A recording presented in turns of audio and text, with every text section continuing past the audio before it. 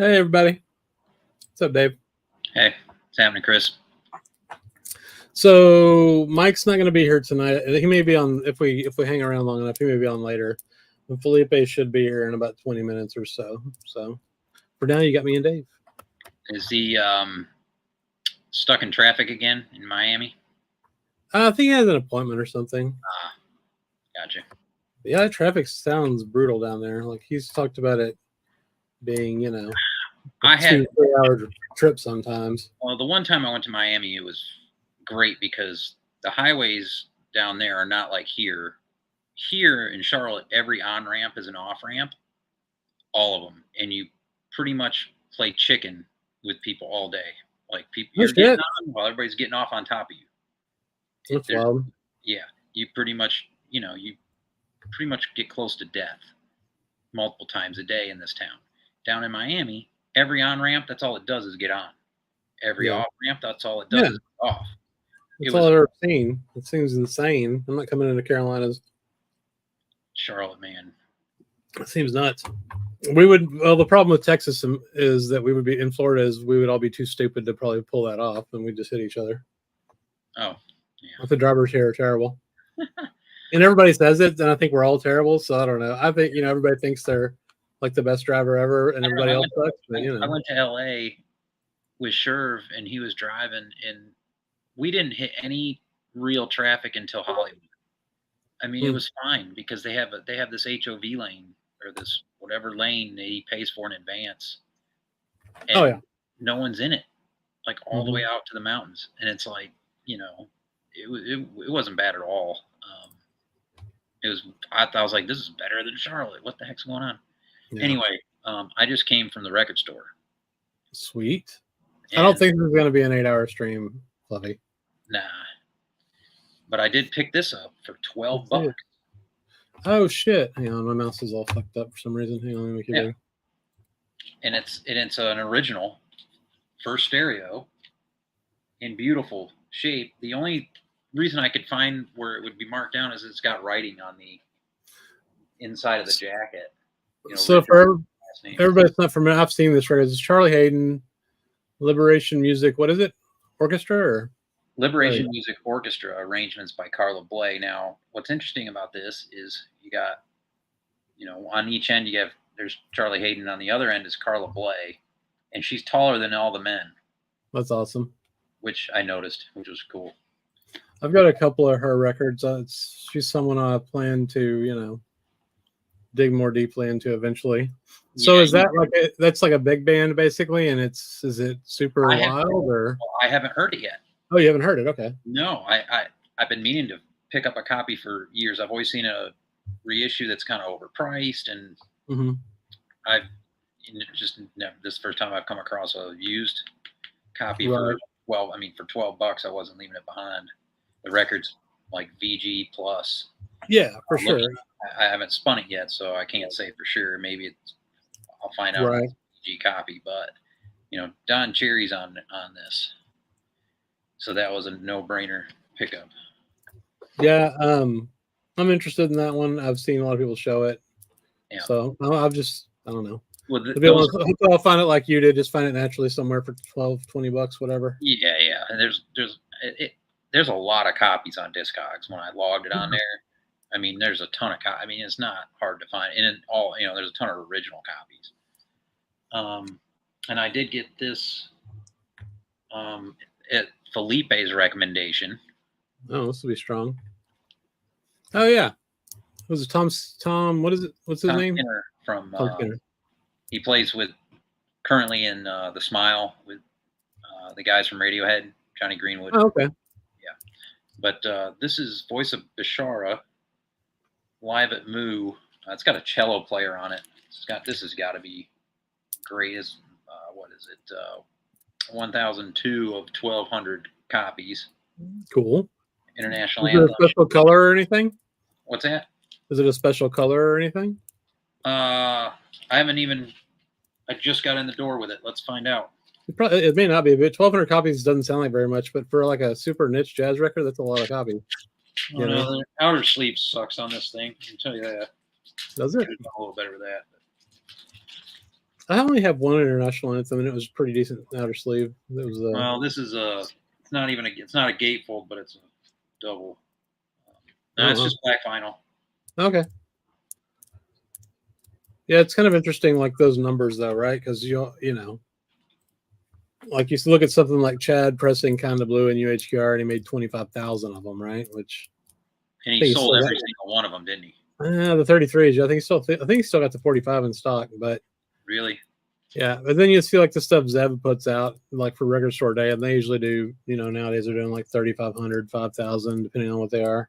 Yeah, because which doesn't sound like that many, but it's actually a lot because like the audience for this stuff, you know, isn't that high. He's very smart because what he does is he makes the quantities that are already sold. They're completely sold out once they leave them to the distributor for RSD. Everyone, every single copy he's manufactured is sold. Yeah, we've talked to him about that, and he's like, "That's the only way we make it. That's how we make it work because they know, you know, here's the amount of money we're going to have coming in from them all being sold, and is it going to work within this budget or not? You know, and so they have to make it work within the budget or not. He's nothing they can do, right? I mean, it's you know, he's a good businessman. He's got a good model in place. I picked up a few of his recent RSD titles. The Sister Rosetta Tharp on Elemental is incredible. Do you know what I mean? I'm going to catch up with the chat here. So, okay, John here asked me, did I get this laptop? This was about, I don't know, 6 minutes ago. So I asked him to help me find a laptop because I need a new laptop, and he recommended a $9,000 laptop to me. I was like, that's awesome, man. I don't know. See, you find that model. Yeah, that's. I do need Louis is trying to convince me to get a Mac, which I've never had before. That's what I have. I have because the law firm I worked for prior to my current job, we did everything through, you know, MacBook and everything's iPhone and all of that. So yeah, it makes sense, Angelo. And I think just the FOMO's gone down too from people. You know, it has for me. Like I don't. You know, I mean, I'll still buy a lot of records, but I'm not seeing as many people in the shops right now. I mean, I think Rob made a point to that last week. Hey, Mike. Hey, what's up? Hey, Mike. Hey. Good to see you, man. Yeah, good to see you.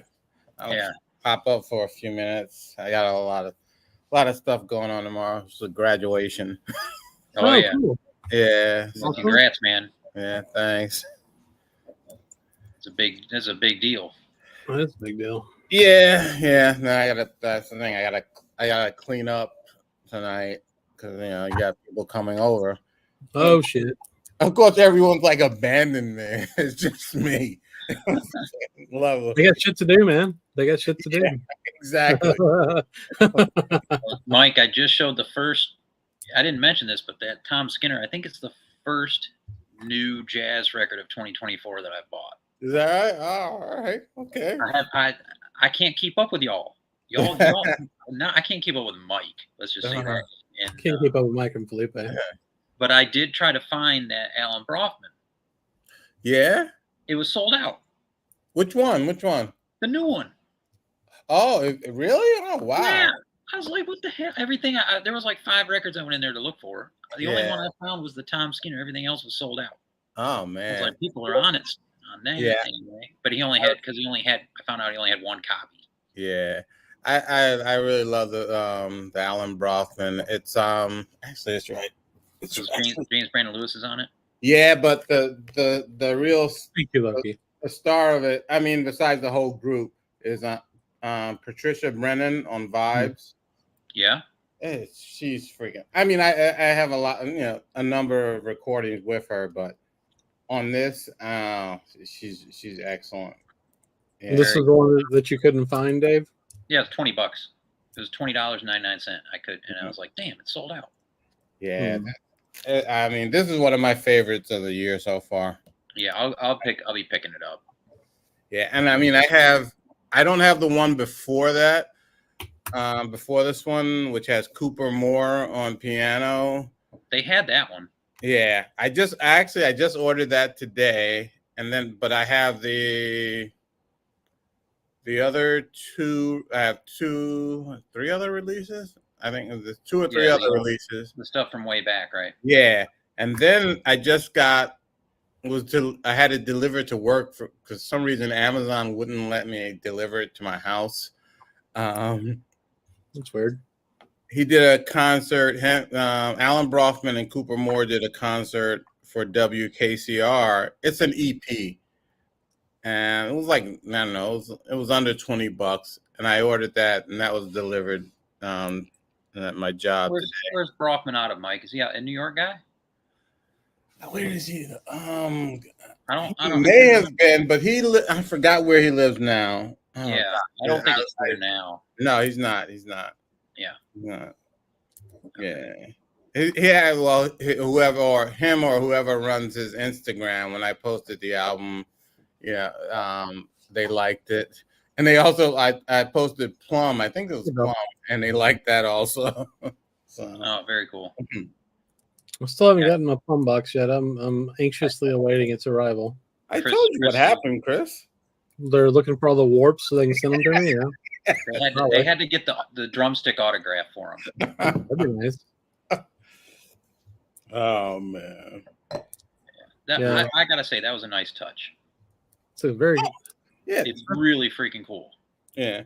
I mean, they do a lot, which, for a label their size doesn't contribute to the bottom line. Yeah. Like they throw in the first copy, the copy of the first release that they did, and a number of orders. Yeah, because there was a guy in the Discord that said, "Hey, why did I get this record in here? Right. This is a mistake." Yeah. Mm-hmm. Yep. Yeah, because I got, I guess it's getting close to a year. I had ordered something, and they included that in it. So it's not just with the Plum release. This is stuff that they do outside of it. Mm-hmm.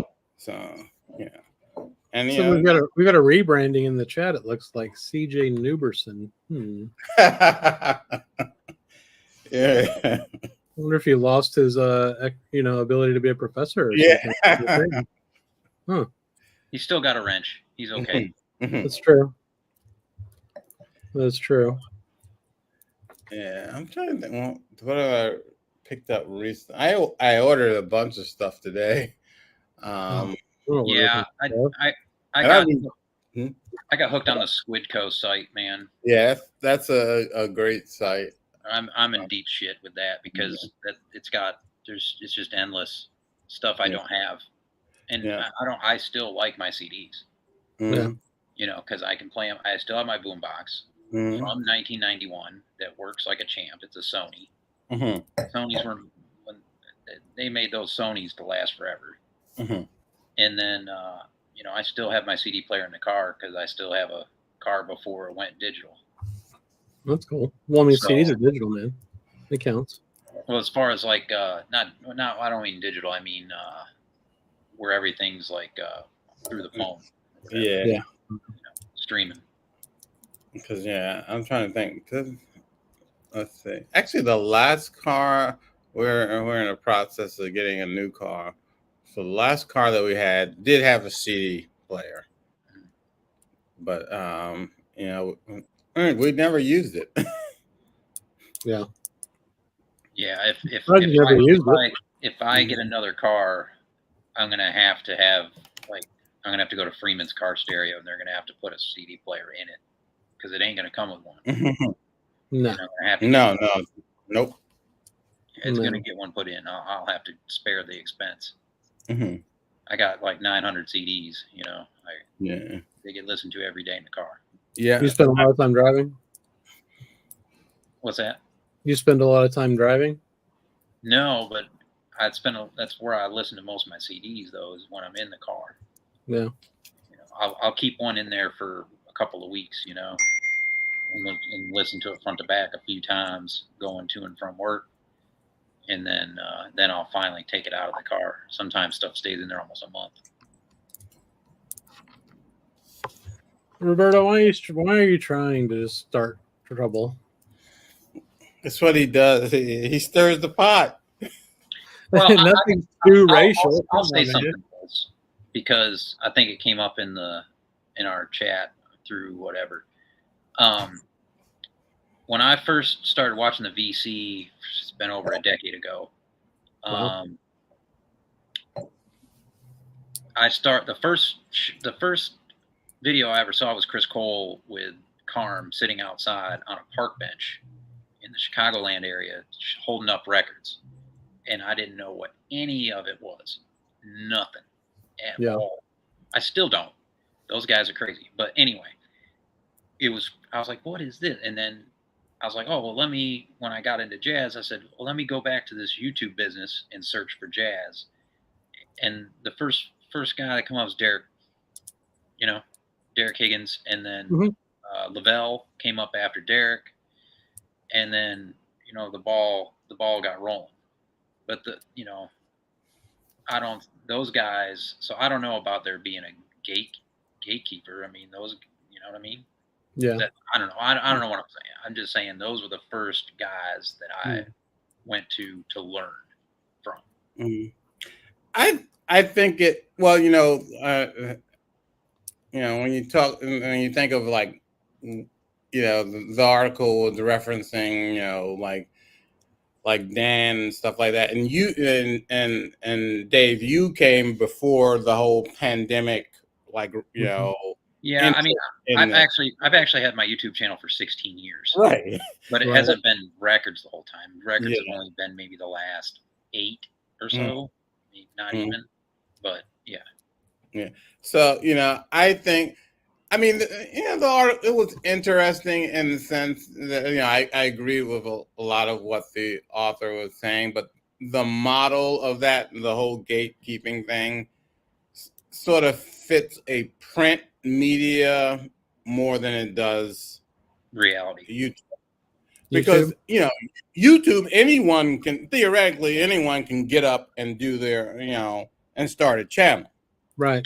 Yeah. Talking about jazz, and then it's up to the quality of what they put out. Mm-hmm.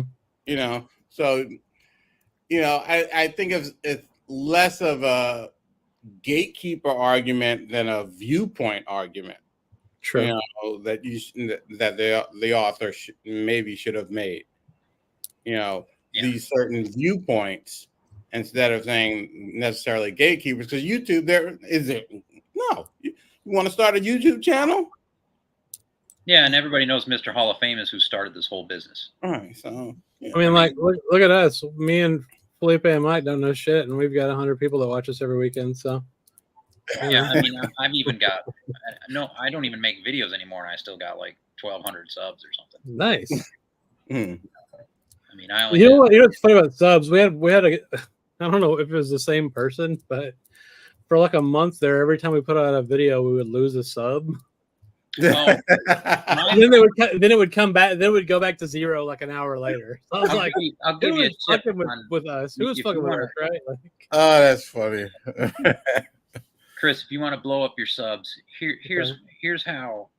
I don't even do it on purpose, but I just notice this. Okay. And I'm not really paying attention to the numbers like hardly ever, but I do notice it. Whenever because I live next to Noble Records, if I go to Noble Records and I put in my title Noble Records or Lunchbox Records or Carolina Soul, I within 5 seconds. Yeah. And then as soon as I do a video where I show Billy Bang, people drop like flies. Oh yeah. Oh yeah, of course. I like that. They're gone. So the 2 videos ago, I went to Noble and I bought stuff from Carolina Soul. I put that in my title, jumped 17 subs, and then I did the Billy Bang video, and they're all gone. They're all gone.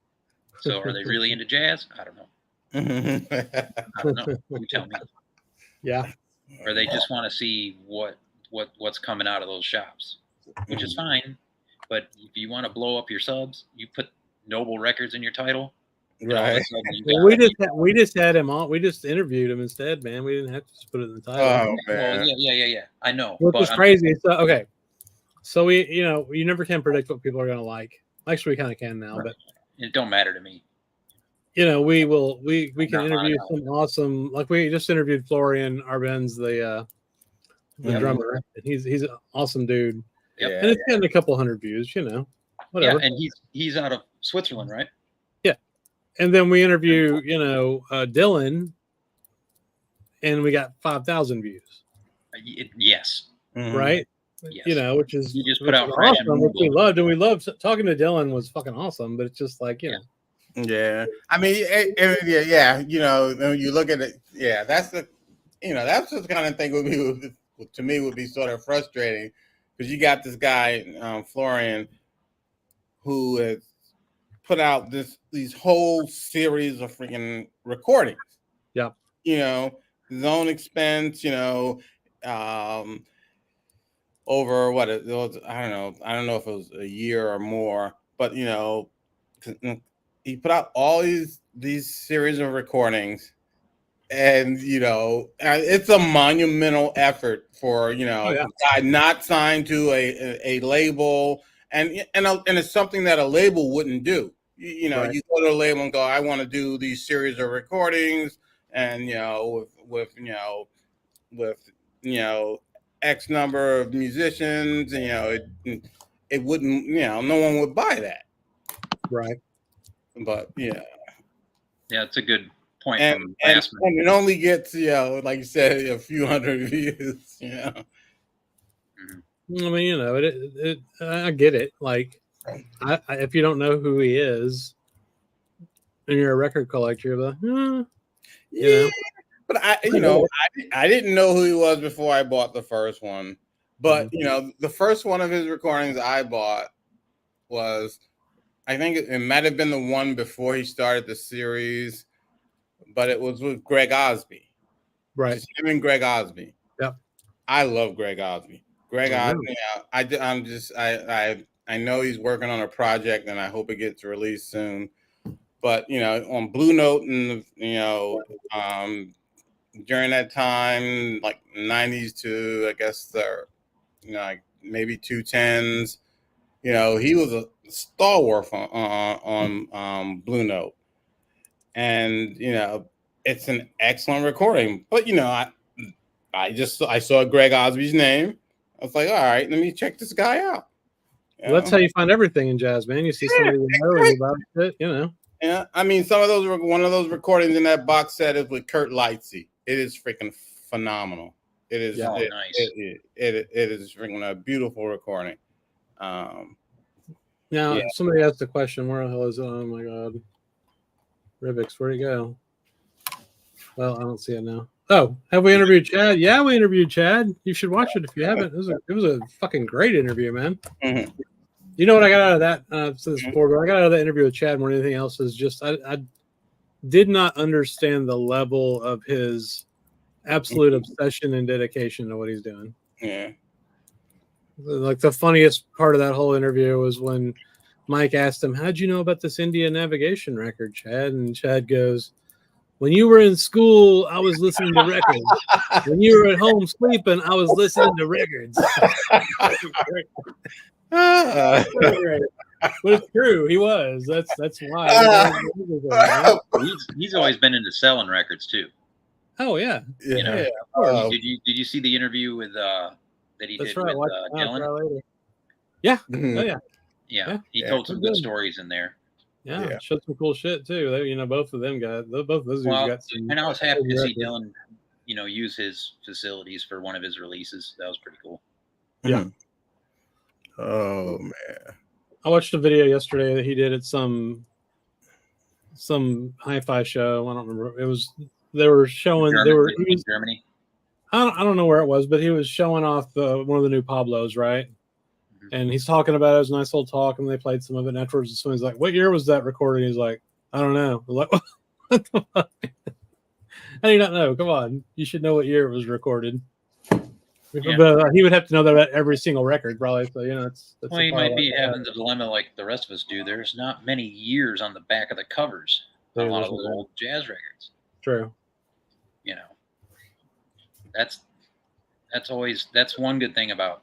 I'm not a fan of Discogs, but that's one good thing about Discogs is it will tell you the year on everything. You know what I mean? Yeah.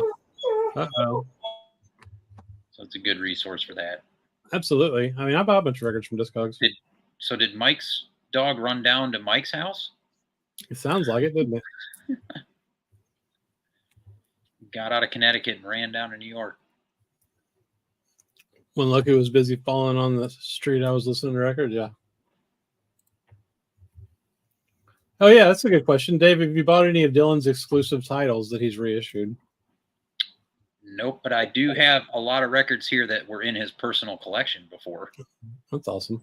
I mean, what do we got here? Let me see if there's one right here. Where's Jazz Bums Waxed? He is in, I'm guessing they might show up later. He's in Seattle with Mazzy and Rachel and Sue and everybody. They're having the big weekend. Is that, I don't remember. There's a concert they're going to. I can't remember if it's tonight or tomorrow though. So Here you go. let me see what this is. Oh, What is that? This used to be in Dylan's collection. Papo's Blues from Argentina. It's a white label promo. That's the most valuable record I have. What kind of music is it? Like Argentinian Grand Funk Railroad. Oh, Grand cool. Funk.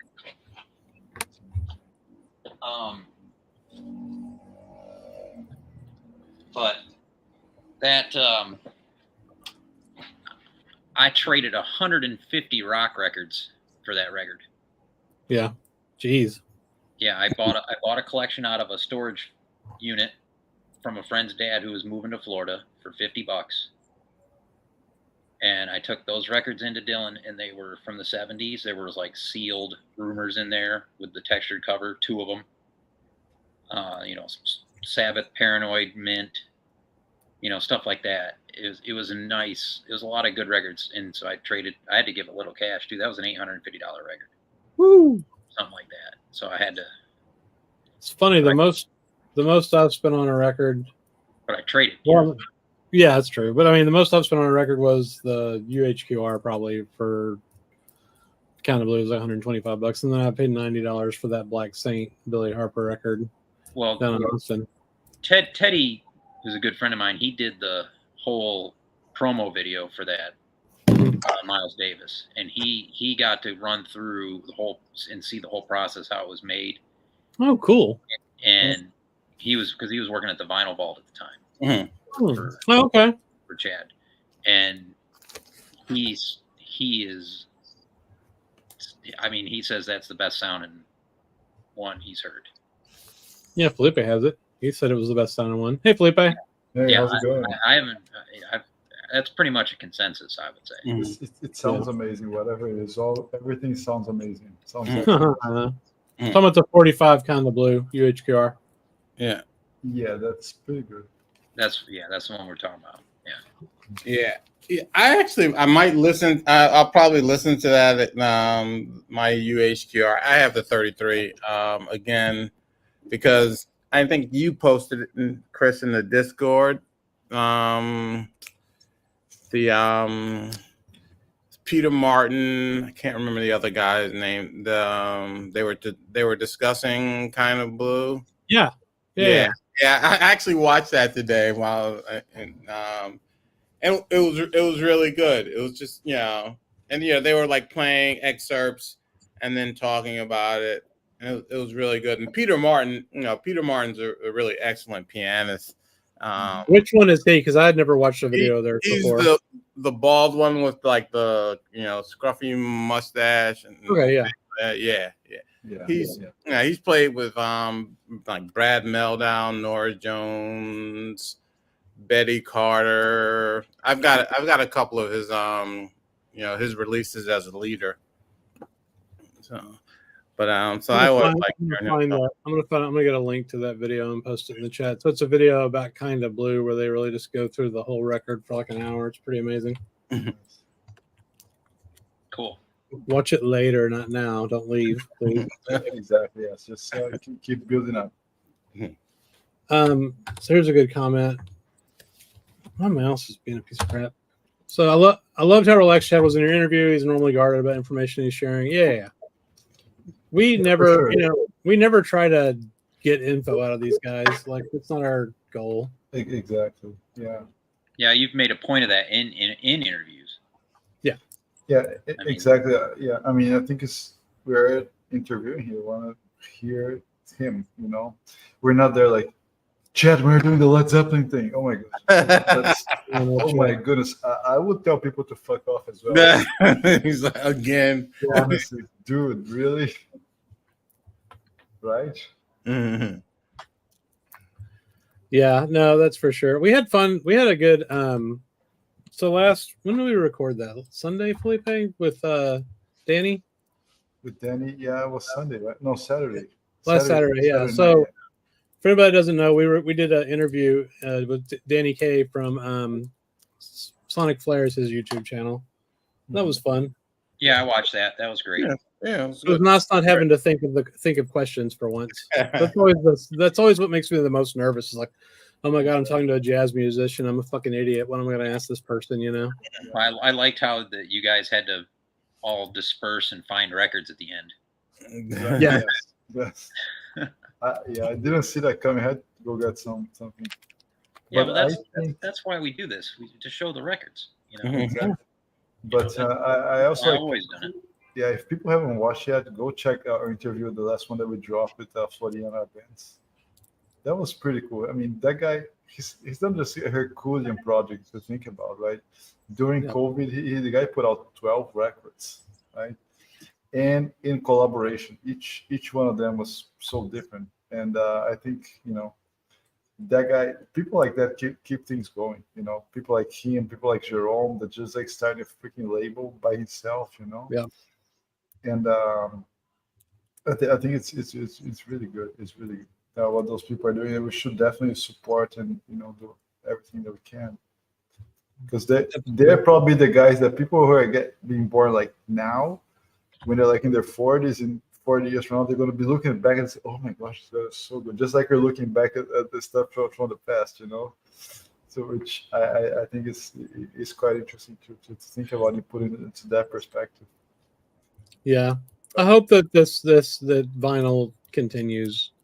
I mean, it'll never disappear, but I hope that people keep listening after we're all long dead and Felipe, they have our records and they enjoy them and talk about them with their friends like we do. Oh, for sure. Yeah. Oh, for sure. hey Felipe, before you came on, I showed this. Oh, mine. So I got a message from I messaged them about it. Where is it? So we ran out. We have a new shipment come from Europe. It's stuck in customs. Oh, So- yours is in customs. Yes, they're shipping on Monday, I believe. That's the message I got. And this must be. I mean, this thing is excellent. Yeah. This is such a great exercise. Like I think kind of like different, but in a certain way, kind of reminiscent of. We're going to talk about Bitches Brew today, right? It's such an exercise of freedom, expression, but at the same time, it's cohesive. There's a focus, and I think that's something that we're probably going to talk about later. But this is an amazing record, and the original one, also the studio one. But I think this live, it goes even like, oh my gosh, that was amazing. Yeah, even the girl at the record store said that's a great record. It She's is like maybe 18 years old. It is very good. And there's one that I got an international anthem delivered today. Oh, cool. What is it? That's the new Carlos Nino called Placenta. Oh. How's it taste? Yeah.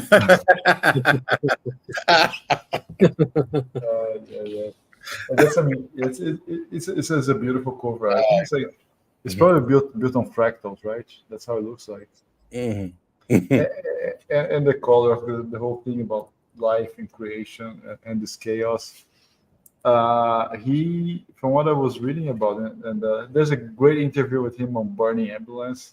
If you guys don't follow Burning Ambulance, the podcast and the what's the name of that? Is that text platform for writers? The one that Ted Gioia is, and Oh shit! Oh. Substack. Substack. Yeah, he has a really nice Substack there, and he actually wrote a book about Cecil Taylor, which I'm reviewing, and there's going to be some word about it soon. It's about to be released. Anyway, his interviews are fantastic. He talks to like top-notch people, Are you gonna do a video about the book? Sorry. Are you gonna do a video about the book? Yes, I got like a preview copy. He's going. It just released the cover, which I posted on Instagram, I think last week. And it's a terrific book. He writes really well. The interviews are great. Think about people like the Beato interviews on YouTube, but I think it's a different level in terms of conversation, questions, because it's not like a YouTube kind of audience. Right. Yeah, so those interviews on Burning Ambulance are really good. If you guys don't follow Burning Ambulance, it's a really nice podcast to be followed. I'll check that out. Yeah. Now, I will say I love Rick Beato's interviews, though. I think he does an excellent job. They're great. They're absolutely great. Mm-hmm. So he was talking to Carlos about this record like 3 weeks ago, I believe. And he had a son that was like, there's like 24, 23, and had another one now. So he's talking about having another baby now. And this book is, this record is about this process, placenta. It's a very lively, vibrant, diverse, and it's about celebration of life, which sounds like cheesy, sounds kind of weird, but they make it right really, really well. And what I like about his projects is every single record is called Carlos Nino and Friends. So people just show up and there's no like direction, kind of like Bitches Brew in a sense. They just whatever they feel like doing, they just do it, And if it sounds good, it goes on the record. So, it's really cool. And I got the special purple placenta color edition that looks pretty cool. But it's in the machine cleaning now. So it sounds like it needs to be. Yeah. And, that's awesome. Yeah, no, that's a good record. I was looking forward to getting it. Yeah. Make you normal size, sorry. No, that's fine. That's a good one. I think some people criticize that for being too kind of restricted on the timeline. I mean, just think about it. It was not made now. It was made like decades ago, this dog, right? And I think in a sense, he went there for the roots, for his passion on what he likes. And I think it's a great piece of art and a piece of history, and everybody should watch this. So it's great collection. It's I always liken it to like a survey course in college. Mm-hmm. They never cover everything. People get left out, and and then if you're interested in it, then it's up to you to go out and find all those people that they left out, or people whose viewpoint, whose music they didn't necessarily like, or they just didn't discuss. Mm-hmm. That's up to you. It's not the end all and be all as far as the discussion on jazz. Even if you feel that certain people put forth their viewpoint as being such, right? You just got to use stuff as a jumping off point. And I think a lot of people just use it as another excuse to hate on Wynton and Stanley Crouch. Yeah. Of course, they may have not helped themselves in that either, but whatever. Oh, yeah. I like it because I thought it was pretty damn expansive. I mean, it's long. It covers so much shit, and it spent so much time on the origins and early days in the 20s. It was Kid Ory and Louis Armstrong and all that, just all that King Oliver, and up through all the stuff in Harlem and the Savoy and Chick Webb and just all that stuff. Yeah, the Webb stuff was great, man. It was so good, man. Yeah, no, for sure. And speaking of which, I think I was sharing with you guys, Chris, this week. I've been reading this book about Bessie Smith, which is like very, very good. It's a short and really nice reading. And then I came across, I was looking for her stuff to buy because she was from the 20s. She died in 37. So her recordings, they kind of suck in a sense. I came across this UK label. I'm not sure, Dave or Mike, you're familiar with. It's called Frog Records. Mm-mm. So Frog Records, they're specializing in early recording. So Bessie Smith kind of thing. King Oliver, I remember King Oliver because Chris mentioned it. Django Reinhardt, and this guy is the best on working those not even tapes, right? Those acetates and getting the best sound. They sound better than the Columbia reissues that came out later from Besties, like the 80s, 90s, all those CDs. Yeah. So it's called Frog Records in the UK. I'm gonna pull out of course, the CD only. Yeah. Do you know who did the remastering? Yes, it's right here. I'm gonna pull it out. His name I forgot. I think it's Mike. Hey, Mike, you want to respond to this comment? Oh no, that's true. And Stanley Crouch said it himself. Yeah. That he was a failed drummer. He sucked as a drummer. Yeah. So Mike, here it is. I'm gonna put the link there. It's an independent label, although the founder already died, but they still keep going. It was owned by producer Paul Swinton, and there's still a publication that is called the Frog Blues and Jazz Annual. They still publish that. I'm going to put the link right there on the chat. I just want to grab something for a second. And it's all CDs, okay? And the engineer here, the label was formed in '94 by jazz collector David French, who died in 2004. And friends who sought recordings from around the world to reissue, mostly in the US. Audio engineers John Davis, Charlie Crump, and Nick Dello. So John Davis was the main guy. He's considered to be like the greatest specialist on those rescuing or getting the best out of these recordings. It's hard, but yeah, that's awesome. And her singing is amazing. I mean, she's someone that really deserves more attention and more discussion. Maybe next week I'll have something to show that you will like to see then, Felipe. That's cool. That's really cool. Yeah, because you know how I've been into the old 78s. Oh yeah, that'd be awesome, dude. Yeah, we should definitely go through. It's funny you brought her up because I've been in the market for her older blues stuff.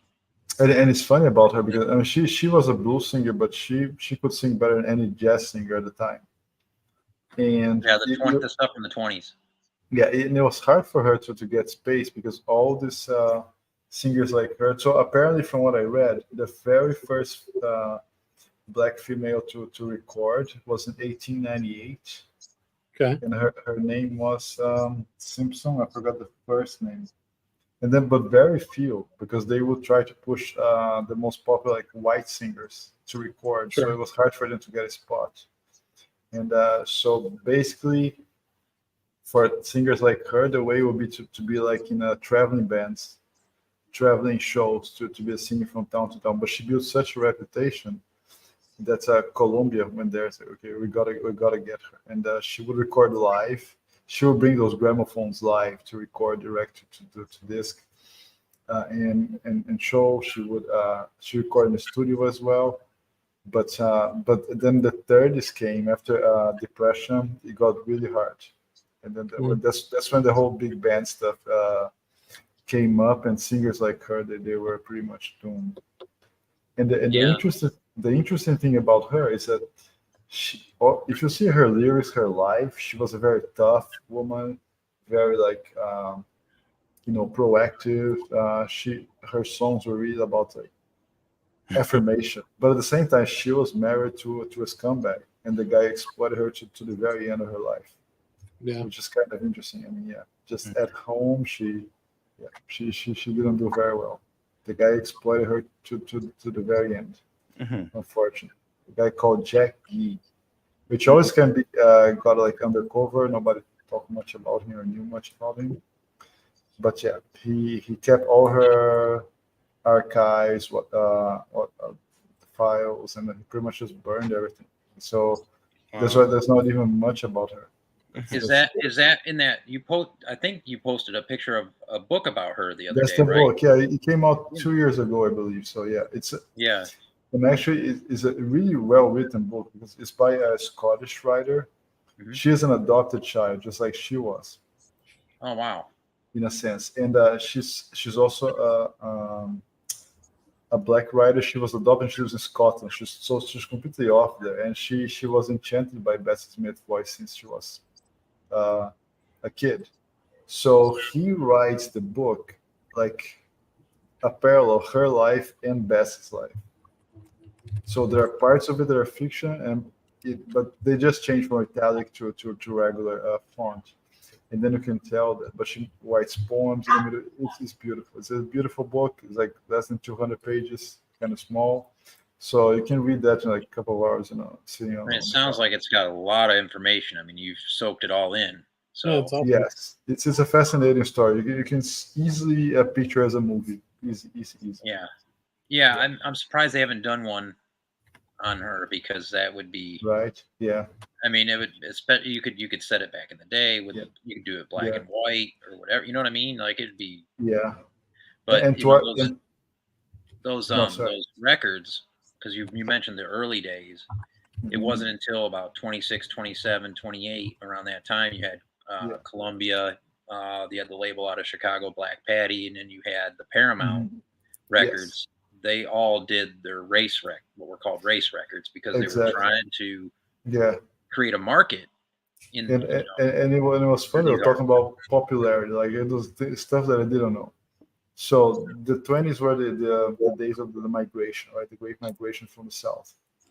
So, for example, she would sell a lot of records in the South because people knew her, no matter which, if we're black or white. But in the North, they would only sell her records for black people in their neighborhoods, where she was known. So she didn't sell that many records in the North, although they had much better living conditions in the North compared to the South, which is another. Did you see that comment from Delphina? Yeah. Great Have you seen the movie? No, I didn't know about it. Yeah, oh yeah, that was a few years ago. It was on HBO. Oh, wow. Yeah. Oh well, I don't get HBO, so there you go. Yeah. So now Speaking of- it's on YouTube. Speaking of HBO, they just dropped a 4-part doc on Stax Records. It's totally worth watching. Yeah, I want to buy HBO too. You know, back in the day, we all bitched about having to buy all the cable channels together and we split it up. I think we fucked ourselves on that deal. All these fucking streaming services cost me more than fucking satellite ever did. That's the thing, right? Yeah, exactly. But no, I get it for free from AT&T. So yeah, That's cool. There's always like 3 good things on every one of them too at all times. and they show all the bike races now. So that's Oh, that's cool. Oh, They're showing all the bike races. When's the tour start, Felipe? I think next weekend. Yeah. Okay. But this year they're gonna end the tour is gonna end in Monaco actually because the Olympics in Paris, so they cannot use the Champs-Élysées. Really? Yes. So it's gonna start in Italy and it's gonna end in Monaco. Oh, like where they do the Grand Prix of Monaco? Yeah, I think. But yeah, That's cool. That's cool. that's cool. I can Yeah, get into that's that. a nice spot. Yeah. It's gonna be weird. Yeah, let's see how it's gonna be. Yeah. I mean, they change the start. It always starts at a neighboring country, right? Yeah. Yeah. Well, who are the sprinters this time around? I can't get heads or tails on who the top sprinters are. Oh yeah, they're always changing. That was the Italian guy that was really doing well, and I think, but I think Pogacar is gonna take. Yeah. Well, the other guys are banged up from that crash, dude. They're. What are y'all even talking about? What are y'all talking about? Tour de France, okay, that's a sport for man. You ride like 120 miles every day for 3 weeks. Yeah, no, that's crazy. I had I still understand what you're talking about. That's what I'm saying, man. The only thing I tour is the tour of Italy at Olive Garden occasionally. Yeah, no, that was the tour of Italy ended this weekend. The endless bread. Yeah. Oh God. Yeah. Okay, yeah, but just wrapping up on Bessie. So this Frog Records, they have a lot of reissues on many different old recordings from those days, Dave. So if you want to check it out, it's really worth getting, really worth, and the prices are pretty decent. Good. Cool. Yeah. Thanks, man. Yeah. I'll Really- definitely check that out. I mean, and what would be interesting to see too is streaming that kind of stuff, right? Like, Right. but I So don't what- have a dedicated streamer, so like only streaming the car, and it's not really something. Oh, let me listen to something from 100 years Yeah. ago. But I think about it in the car. You know what I mean? Yeah. Well, So I'm going up So- to Chapel Hill again in a few weeks to the Wilson Library where I had the 78s digitized for me. Mhm. Some of the old blues ones. I mean, I'm going to see what else they've got, and they send me the files, and I just make CDs. Well, that's cool. These are a lot of these records up there are one of ones. You know what I mean? There's like the only known copies. Right. So, Mhm. Yeah. Yeah. They're very little copies. Yeah. So where were we? I forgot. I forgot. I lost track too. But that's Sorry. okay. Because you're drinking. You had wrapped up your Bessie Smith stuff. Yes. Yeah. So so that Frog Records is a good label for checking it out. And, Oh, I was talking about streaming that kind of oh stuff. yeah. I have a dedicated streamer, and I use Room, which is like dream come true because Room just organizes and does everything at such a high quality of streaming. And the platform itself is great. It has so much more information than using a regular crappy Spotify or whatever. And because it meshes everything together. I have a hard drive with all my CDs ripped, and it also pulls whatever streaming service you subscribe. You just put your login. It sucks it in. So organize everything with a single library. Just like a small icon on the record cover, so you know if it's a rip or if it's streaming. Oh, cool. And you can click. You can see the quality. It says the quality. Let's say the rate, the streaming rate from the source to the streamer to the whatever the internet Wi-Fi, and then shows exactly what you're getting in a chain. It's pretty awesome. It's pretty awesome. Let's see. Does it stream WAV files? I don't think so. Does any stream service? I mean, I can have WAV files in my hard drive and play from there. Yeah, I think that's what he's talking about. Yeah, of course. And the cool thing is that Room has like Room Arc, which is a second stream. Once you set up your Wi-Fi at home, I can be across the world and stream my CDs from home. Oh, that's cool. Which I think is pretty cool because there's so much stuff that's not available for streaming. True. Yeah, and I also like the privacy of it. I mean, listening to CDs or records is so great because nobody knows what you're listening to or send you ads, which I think is awesome. I think it's a great. Oh yeah, no, definitely. It does absolutely. It does lossless, and remember, lossless at the end of the day is going to depend on what streamer you're using, service, your Wi-Fi. For if you're doing, there's no such thing as using Apple Hi-Fi with Bluetooth. Okay? There's no such thing. It doesn't happen. So whatever they're sending is not true. So whatever over Wi-Fi you can do is the best. You can do wired, even better, right? USB or whatever to your. I'm sure it did sound good. So the Neil Young Kono player a couple years ago played that gospel sounded great. I'm sure it did, but it seemed like just a horrible idea. Like to have a horrible player, I don't know. It just seemed kind of weird. Yeah, I mean, I think now with the options that we have, there's a new broadband coming soon. I was listening to. There's a really nice Darko podcast, like super long, about Bluetooth and the technologies. There is a type of super wideband Wi-Fi that's coming probably in a year or two. That's gonna take care of it and make streamers even better now. Yeah, and it's also because people say, vinyl is too complicated. There's an amp, there's a preamp, there's this, there's that. But think about digital. There's so many steps, and everything has to be perfectly clocked. It depends on the cable, it depends on the Wi-Fi. You have to put like 5 or 6 things in between to make sure at least the stream is not going to be clocked, plus the quality, which is tough too. So nothing's perfect. And I think digital has a lot to offer, and I think digital is really great. And I think there's space to everybody. you know. Yeah. For sure. Mhm. But and I think the digital, it's a simple way if you don't want to buy CDs. Just I said that a couple times. Just buy files from your artists and support them. It costs less than $10. Yeah, that's a good. Yep. It's super cheap, and I think it's a great thing to do. Especially on Bandcamp, go there. Some labels you can buy the whole discography, and you pay up front. It can be even like let's say label X. Are they going to pick up Trump, Mike? Is that what that noise was? I wish.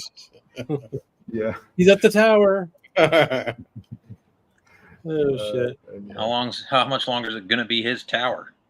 Who knows? I mean, did they Forever? Did the offshore account pass the test? Oh, yeah, dude. Yeah.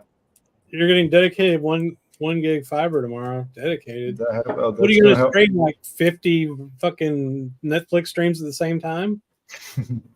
That's pretty badass. That helps quite a lot. But then it's going to depend on how your streamer is going to deal with this information. It's going to process things, the DAC chip, and the app that you're using, how it's going to be related to your headphones or to your speakers, or there's a lot of stuff in the way. So, but definitely is a great start to have a really good wideband. Yeah, for sure. Broadband. Sorry. That makes sense. All right. It's funny. Like with movies, I don't know, man. Back, I was big into physical movie media for years, way before records. Yeah. And I bought thousands of DVDs, and then I had a bunch of Blu-rays too. And at this point, I don't know. It's just weird. Like, I don't care that much about the quality of the movie I'm seeing on my 65-inch screen. I mean, it seems fine if I'm streaming it from Netflix or whatever. So I just don't. And I'm glad, because I don't want to have like two stupidly expensive physical media collections anymore. But yeah. I mean, I still buy the Blu-rays of my top favorites. Sure. Because I want to have it, and because the streaming services, things just jump from one service to another. Sometimes. Oh, absolutely. So I think having this, be able to have it, and just don't care. I think it's cool. And sometimes they put some extras there, which I think it's kind of fun to have. Felipe. Yeah. Were you able to settle in your collection now in the new shelves? Everything's good to go? No, everything's fine, man. And I left space for everything, so I don't have to worry about space for quite some time. Yeah, I had to make space for my 78s. So now my 10-inch records had to come out and get mixed in. Mm-hmm. So I actually, for the first time in a while, pulled some of my 10-inch jazz records to play. That's nice. The other day, so I can show those if you want. I got a few. Nice. So those are 10 inches, right? Yeah, these are all 10-inch. Mm-hmm. No, Dave just has really large hands. Clifford Brown. So, and these are the 75th series or the Toshibas? This is the 75th. Which I think those 10 inches 75th, they're amazing. Yeah, and then this is an original. Nice. This was $3 at Repo. This That's awesome. Roz Bell. I got a ton of stuff that says Roz Bell on it from this Is collection. that a person or what? Some that? person? Is that some person's collection, you think? Yes, it was. They bought a collection that at some point back in the 50s and 60s belonged to Roz Bell. That's cool. So I got a bunch of those. They were all over town too. All the record stores had stuff that had belonged to Roz Bell. This one was hurtful, Chauncey. It's hurtful. This was found at Criminal Records in Atlanta. This Did you steal it? That's an original. That's cool. The Pacific. Yeah, the outer sleeve still has the "Catch You at the Front Door" sticker. I don't think it came with that originally. No, Criminal Records puts that on everything. Well, with a name like that, they probably have to. I don't know, man. They're weird. They tape up all the records. You can't look at them. You got to take it up to the counter to get them to look at it. I would just walk right out of that place. I can't stand that shit. Yeah, man. It's not a pleasant Fuck experience. that, dude. If I can't pull a record out of the sleeve, I ain't buying it. I'm telling you, man. If it's like $100 record or something, sure. Right? Like Yeah. Doc's, one of my main record stores does that for like expensive stuff. I'm like, okay, sure. This one, Mike would like. Charlie Charlie Christian. Christian? Oh, yeah, I like that. Jazz Mortal. This is an original. Nice. This has got Kenny Clark, Thelonious Monk, to name a few on it. Yeah. And this is an interesting one. This is on the Vogue Choral series out of the UK, I think. Oh, yeah. On jacket. Okay, yeah. Very nice. Duke Ellington. Somebody gave this to me. I think Steve at Repo gave that to me. This is a great group that Van, Secretary of Funk, turned me on to years ago. The Five Corners Quintet. I think they're from Finland or somewhere like that. Ricky T. Bring that. Really Oh, damn good. That's old. It's an old 10-inch. Yeah, this is 2004. Oh, so it's okay. This is 20 years. It's 20 years old, Well, yeah. and this still sounds new to me. That's cool. I need to get more of their shit. It's funk. There's some good funky stuff that they do. This is Ghost Trees 10-inch that I think Mike probably got, Notes and Tones. They You're sent on this to mute, you. Mike. You're muted, Mike, if you're talking to us. Oh, okay, He's out. he's gone. No, sorry. Between They the send dog that to going you, crazy. Mike? Yeah, they sent it to me for free. You know, they included in like an order. These are not easy to find anymore. At least Yeah. not, I don't see them around in town. The guys might have some. Mhm. This one we were talking about last week. I didn't show it. Oscar Peterson. This is an original on a clef. Oh, cool. Yeah, this is actually really, really good. Mhm. I was surprised. I didn't know if I'd dig this or not, but it's good. Mm.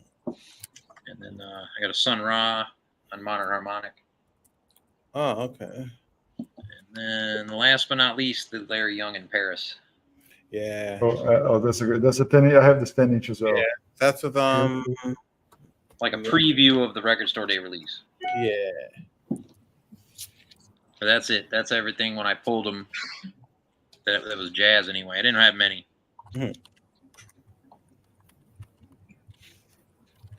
I have a box of 10 inches. I don't have a way to clean them because I don't have the adapter for the humming guru, and they're all filthy. So I don't know. Oh, What's up, Nicole? How are you?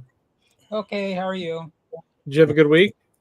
No, Yeah, sure. I got involved in a 3-car accident heading towards the Bay Bridge yesterday. Oh no. Well, you're with us tonight. That's a positive. Well, other than a sore neck, I'm fine. Okay, good. You know, but I don't know about my car. That might be gone. So Yeah. Oh, geez. Your insurance will get you a new car. yeah, well, I've been through it. yeah. Yeah, my car was parked on the street, and at 3 a.m, I heard a loud crash, and a cop was chasing a girl in a 25 zone. She was doing 80 in a Mustang, and she hit my car, and she sent it 2 houses down the road over the sidewalk and sideways. It was something else, man. Yeah. I walked outside, and the cop, she had fallen out of her car, stood up in the middle of the street, and the cop was pointing a gun at her. And I ran out the street, and I was like, "Oh, I'll let y'all handle this first." Yeah. Like he was gonna put her down. Jesus. Yeah, it was intense, man, because she was drunk and being chased. Well, I don't know if you need to shoot drunk women, but was she black? No, No. she was being belligerent and cussing him out in the middle of the street. Well, taser. You don't have to shoot her. Jesus. Yeah, I don't know, man. All I know is he had the gun drawn, and I had to pump the brakes on me running out. I said, I will not worry about my car right now. Yeah, no shit. Yeah, concerning that actor or whatever it was that got shot in Los Angeles, and he thought his car was getting robbed, stolen, but it turned out a catalytic converter. So right. So I backed off. I went out in about 20 minutes. He'd already gotten her taken to the jailhouse, and they already had a tow truck out there for me. So yeah. Hey Jeffrey, welcome to the show, man. Hey, thanks for having me up. Evening. Well, I'm glad you're okay. Nicole. The only question I have was did you cause the accident? actually, no, but there was. She hesitated. You know the Bay Area. You coming off of 80 south. go to 80 West, Mm-hmm. and I come around the bend in the lane right where the double line for the fast track versus non-fast track. I was in that lane, and as soon as I come around the bend, there was some person, I'm not sure who it is, red car that was deciding that wanted to go perpendicular to 3 lanes. Oh God! Kind of stopped, and I slow down, and well, guess what? Yeah. Got hit from behind. Yep, 2 cars. Mm. Well, the person in between, the Porsche in between me and the car, the third car, got the brunt of it. Mm. So How do they write up the accidents there in California? Is it like here? It's called no fault. The cops don't want anything to do with it. Any accident, they just there's definitely they're looking for faults. So Oh no! In California, they just ticket everyone, then they start talking about it. Yeah. Mhm. Freaking sweet. That's awesome. That's yeah, cool. Yeah, I'm sorry that happened, Nicole. But we're all glad you're okay. yeah. For sure. It's scary. Yeah, Michigan's a no-fault state. It's horrible. Our insurance is so high. yeah, because the cops just leave it to the insurance. Yeah. Yeah, I think it's becoming that way in Texas because you can't even get the cops to show up hardly unless you just Oh, say man, there was someone's like bleeding out of their 600 fucking people on ears. You this know, one, so. they'll barely even show up sometimes unless you're blocking traffic. And if you're blocking traffic and your car's movable, they'll write you a ticket when they Oh, show up. that was their For sure. first concern, is get the cars off the side of the road. Exactly. Hey, Nicole, Huh? I'm going to tell Squidco to give you some stock in their company because they hit me again today. Mhm. Yeah, Yeah, this is all your fault. you can get very addicted to that place, that's for sure. God, they have good stuff. I got a double CD coming now. That pianist from Japan. Oh God, Mhm. like I couldn't believe they had it. You know, they had 2 copies. They had a used copy. I'm like, how do you Yeah. have a used copy and a new copy? I don't know. Yeah, there was somebody else on the street on the Supers chat was also said the same thing. Said it's like, oh my God, I just discovered Squidco. It's better than Dusty Groove. Mhm. Oh, that's Well, yeah, Meteor. that's what I said. Yeah, Wow. move over, Dusty Groove. Here comes something meteor. Mhm. Oh, it was you that said it. Yeah, that's me. Yeah. just Now know here's you- the thing. I found out you can actually get in touch with them and schedule. You have to schedule it. You can't just show up, but you have to schedule a meeting time, and they'll let you go into their distribution and shop it in Mhm. person in Wilmington. Yeah, if you live close, That's obviously. I don't live that close. It's all Well, Nicole lives about as far away as you possibly could. Gonna have it's to make the completely effort. opposite. Yeah. I know. I Just got drive about over, Nicole. It'll be fine. Once you get a new car, you can drive over to North Carolina. You can come visit. I got about 9 things in my cart already. Just Oh, yeah. purchase from Sitco. Mhm. Yeah. I pumped the brakes. I got today's, and I was like, okay, I gotta get out of here. Mhm. Yeah. So, Jeffrey, again, welcome to the show. Jeffrey's a friend of ours from the Discord. Do you want to show us some records you picked up, or what? I can't remember. Yeah. Let me figure out my audio right now. I'm Okay. getting like weird loops going on. Oh, do you still have YouTube open in another tab? If so, that would be why. Oh, Yeah. what's going on? Sounds kind of okay to me. Yeah. All right. How's we that can hear it. sound now? Good. That's Hey, fine. sound Oh, pretty good. okay. Geez, you would think I'd figure that out with what I do for a living. And that one stumped me. Mhm. I did. You're the one getting gigabit internet tomorrow. Yeah. Holy shit. So I live in Lansing, Michigan, and it's the state capital, and they ran dark fiber throughout the whole city for the state government. Yeah. And then they deregulated it. So now there's a local ISP that has access to it. And so they're hooking up all the suburbs of Lansing for dedicated gig Mhm. internet. And it's not shared, it's not broadband. So I'm getting an Ethernet handoff tomorrow, and it's a gig. Up, down, it's a solid gig. Holy shit. Yeah, and Yeah. so I'm hooking up with that new Google Aerios wireless. So Nice. yeah, I'm gonna be rocking. What the hell are you gonna do? What are you gonna download? I don't know. Netflix? Just the fact that I have it, right? Yeah. Netflix at 5 megabits per second. Yeah, You need to do it. yeah, you know. I need this shit in my house because I got 2 teenagers, man, and between them, my wife and myself, it's kind of crazy how much. I mean, like, because my kids, I swear, both of them will stream 2 things at once because they both have TVs and like phones, so they'll be streaming some show on the TV and then watching YouTube on their phone. Like, how the fuck do you even do that? You need to get a dual band router, Chris. Yeah, that makes sense. Yeah, and then you can just, you'll have 2 antennas. If you want to go that far at home, man. Me, yeah. I usually I'm a Luddite at home. That's why I'm into records. I don't do a lot of tech because that's what I do for a living. Yeah, same. So for me, it's like I don't like messing around with tech at home. I got to chill from it. Yeah, that's fair. Yeah, I kind of outgrew a lot of that because that's how I got my. I'm a coder by that's what I kind of do, and so I got into that just from being into computers and shit in the 90s, and the internet. 80s. I'm a little older than you. Yeah, I mean, I was playing with computers when I was a kid in the 80s, but not. Yeah, Commodore 64 got me on this path. Oh, dude, yeah, same. Well, my first one was a TRS-80. My first computer at home was a old piece of shit. I'm a network engineer, security engineer, whatever you want to call me. Sweet.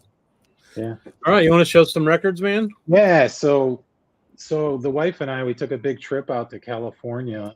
We hadn't done a trip really since our honeymoon because we got married and had kids right away.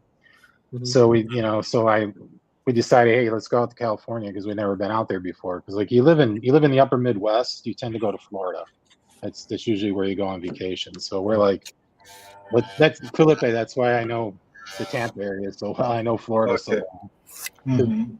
Because it's like around Lakeland. That's where all the Michigan people retire. So, yes, including my grandparents and my parents. I used to live a little further inland towards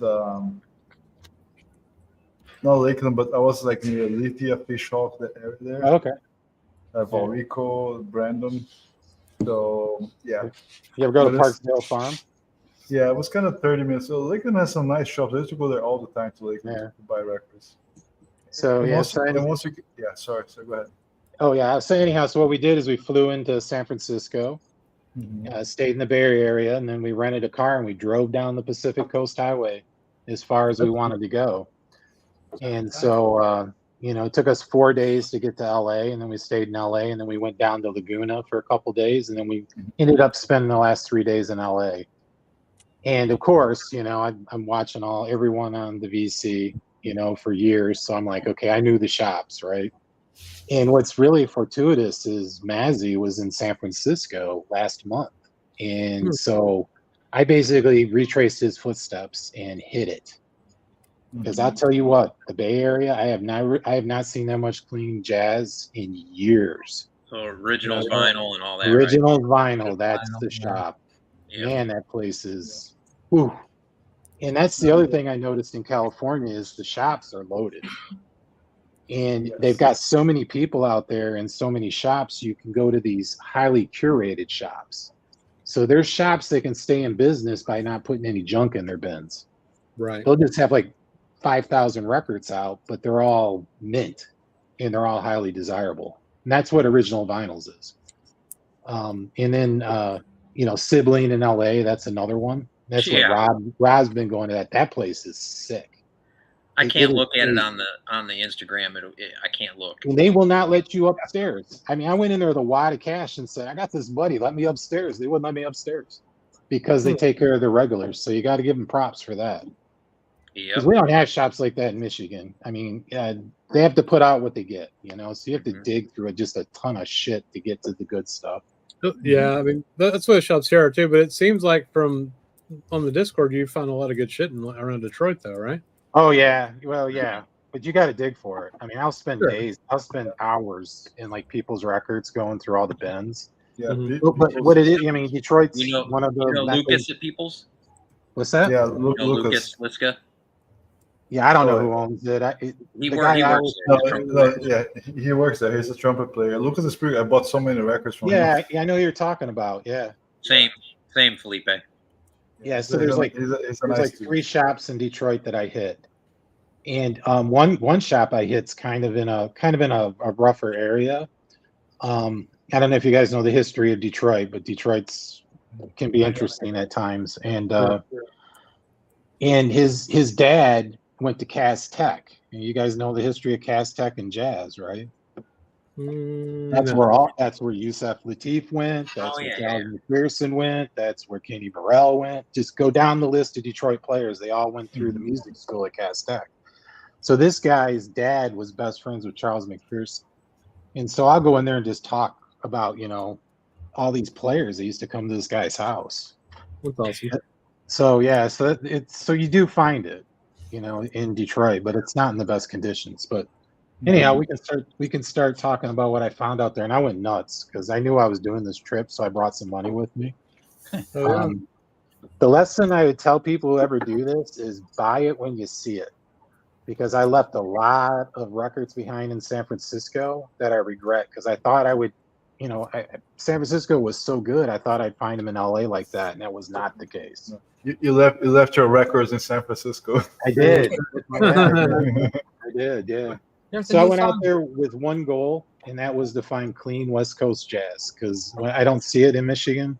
It's beat if I see it, and it's in a dollar bin. So we'll start with this one right here. Nice. Pacific Jazz, 1962, first press.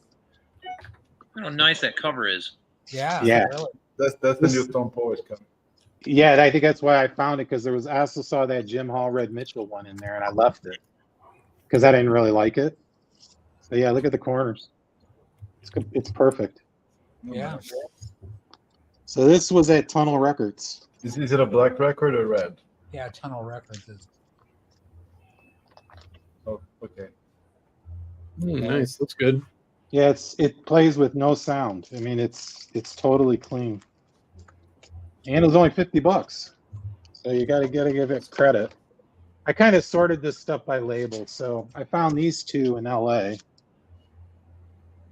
Cool. These aren't terribly rare, Right. but these are literally perfect. They're like condition looks great. near mint. First two Jazz Crusaders, first presses. Why are they in Texas? That's weird. This is a great record right here. And it's a cool band too. They were like, I was doing some research on them. So this is 61. This is 62. Yeah, the early Crusader stuff's cool. I got a couple of those records. Yeah, they like grew up in Houston. They were like high school friends that moved to LA together and started a band. Pretty cool. Yeah. And I got this. Oh, that's really sweet. Yeah. 1956, first press in mint condition. Not near mint, mint. It's crazy. This was an original vinyls. I mean, look at that. Where did you find that one at? Original in Originals? San Francisco. Yeah. I know. I go by there right to my doctor every. And there's not even a spindle mark on it. Mm-hmm. The only I problem know with originals is finding a parking spot. Yeah, How we did got Nancy get a we got spot lucky there? the whole time. I parked. My wife just had a knack of finding parking. So this is really cool. I mean, look at that cover. And I mean, I know it's not the most desirable contemporary, but man, find another one like that. I was really happy to find that. And then I found this originals too. Yeah. This is a 1956 mono first press. Again, this one's more like near mint. But again, I mean, look at it. Well, it's hard to judge a record through the internet on somebody's cell phone, probably, but yes, Right. it looks very clean. That's when you know not to buy a record on eBay, though, when it looks like they took a picture of the record with a potato. Yeah. Yeah, that's the It case. does not affect play, right? Very nice. Look at these corners. I never see these records out here. Yeah, I mean, Yeah, you don't see them in Michigan either. You see, like My Fair Lady, right? You see that everywhere. Contemporary stuff's West Coast, so Right. I see a lot more contemporary stuff here than I would like Blue Note, though, for sure. This was my score. Yeah, that's an excellent Well, album. that's a good one. 1956, first press mono. Very nice. So again, it's a mint copy. This I bought at the record collector. Oh, they're going out of business, right? Yeah, Well, that no, place was is supposedly. that place is everything you've heard and then some. I mean, that it was crazy. They're They just selling do the not want to building, sell though, right? records. They don't want to sell records in there. Yeah. I've never been in a place like that before. I mean, I had a whole stack of records and like they had a prayer meeting at Jimmy Smith, Stanley's turn team. They had a first press of that, and they wanted $150 for it. And I was just like, come on, man, Bro, I'm not gonna pay that. They wanted 200 for a McCoy Tyner Impulse second press. No. So I probably overpaid a little bit for this, but I figure, man, I'm never gonna see anything like this again. That's the only time I've seen that record. Yeah, I've never seen that specific one. And then this is a 60, I think 68 or 69. This came out. This is the first press too. What is that? I can't read it. Oh, I'm sorry. It's Hampton Hawes. It's Hampton Hawes Trio Seance. It's his live record. Oh, sweet. And so it's with Red Mitchell and Donald Bailey. It's a trio, and it's on the green. Oh yeah, that's those labels. Yeah, that's awesome. This one, I want to say this was Tunnel or original. They got great stuff too. Did you find any Tijuana jazz records out there? Actually, San Francisco's got a Latin record store that's amazing. Yeah, down in the Mission. They're absolutely amazing, and they have a small jazz section. They didn't have anything that I wanted, but they had all these runs of Tico and Fana and stuff. I don't even know what it was. Nice. The guy at Groove Merchant, which is another San Francisco shop, told me about it. Groove Merchant's awesome. That's another good shop. Down in Lower Haight. I got this at Freak Beat. Great. Oh, Yeah. I love Freak Beat, man. I got to go there. This is interesting. This is not on Discogs. So it's this version. It's some repress, 60s or 70s. It's not Deep Groove, but the Matrix is not on Discogs. This isn't going on Discogs because I'm not putting it up there. But come on, man, be part of the community. Nah, they drive up the prices of records. I've got an OJC of that one. It's really good. This is a 57 first press mono. Nice. Now you know what? Is that one of the Hoffman records that they were talking about yesterday, Felipe? I don't think so, Chris. Well, one of them was a Howard Rumsey Lighthouse record. I don't know if that was it or not. Yeah, this was Amoeba in San Francisco. I don't know if I've seen that label before. Is it a reissue or is a very young man? I remember when I moved there, the first everything that I did was to go to Amoeba in San Francisco, and the neighborhood is kind of interesting. Yeah, it's in the hay. You know that McDonald's there? Remember the McDonald's there, Felipe? Right on the corner of Stanyan and Hay? Yes. Yeah. It's no longer there. Really? That McDonald's was a adventure every time you even walk by it or go in. It's going like a story. No, for sure. Yeah. Even like the bus ride to get there was quite interesting. I'm not going to say much. So the cool thing about this record, this is one of Sonny Clark's first appearances. Oh, nice. Wow. Oh, nice. So, all those there's an OJC All-Star records sound great. I mean, I've got 2 or 3 of them. Jeff. He's got one of his own compositions on it, which is a really cool blues number. And then the West Coast guys come in on it. What is the year of this record, Jeff? It's 57. Nice. Okay. It's a second press. The original is a 10-inch. Okay. Now they have an OJC of this that you can get for $5, and I would seek that one out. Oh, nice. Yeah. Is this kind of thing included in the Mosaic box for Sonny Clark, or just the Blue Note stuff? I don't know. I'm too new. I haven't deep dived to that level yet. Which Amoeba did you find that at, Jeff? San Francisco. Okay. Because I went to Hollywood too when I was in LA. I had to. Is the one in San Francisco? Did it used to be a bowling alley? Yeah. I don't know. It looks like it. Because it looks kind of like a church. You walk in and then you go down. Yeah, that's it opens up. Yeah. Oh, that's Really cool. cool shop. Section I used to found some be- good stuff in it. Amoeba's worth checking out. Even the one in for Hollywood. sure. The one in I mean, I've Hollywood. never seen so many people in a record store like I did in the Hollywood one. There was probably 300-400 people in that store when I was in there. Yeah, the Hollywood one was crazy because the walls, as soon as someone pulls one off the wall, they send a lackey to the back and he puts another Rare as Piss record up on the empty box, and it goes on and on forever. I bought this because you always talk about it, Chris. Oh yeah, that's fucking killer. Yes. Mhm. So nothing Yeah. special, but it's I got this at Amoeba in Hollywood. Well, now you need to find Friday and Saturday as well. I do. Yeah, I do.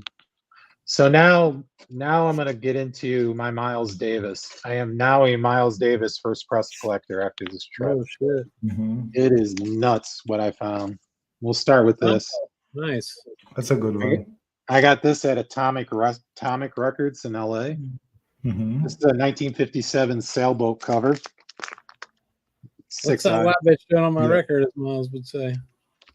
Yeah, Yeah. Miles has a great quote about this record, doesn't he? Yeah. I hated that cover. So here's one of my favorite records I found. Check this Well, out. real quick, yeah, that cover though, when they replaced it, they kind of fucked them over because the cover they put on it was kind of terrible. Yeah, it's horrible. It's horrible, you know. Mhm. All right, He what's hated next? that cover. I don't know. Yeah, he did. So this here is a near mint Silent Way. No shit. 69 first press, 2i. That's You ever nice. seen a cover that clean? These are usually blown, Sure. Yeah. Especially, When it yeah. first came out. ring when weared out and Yeah. everything. it first came out. Yeah. Yeah.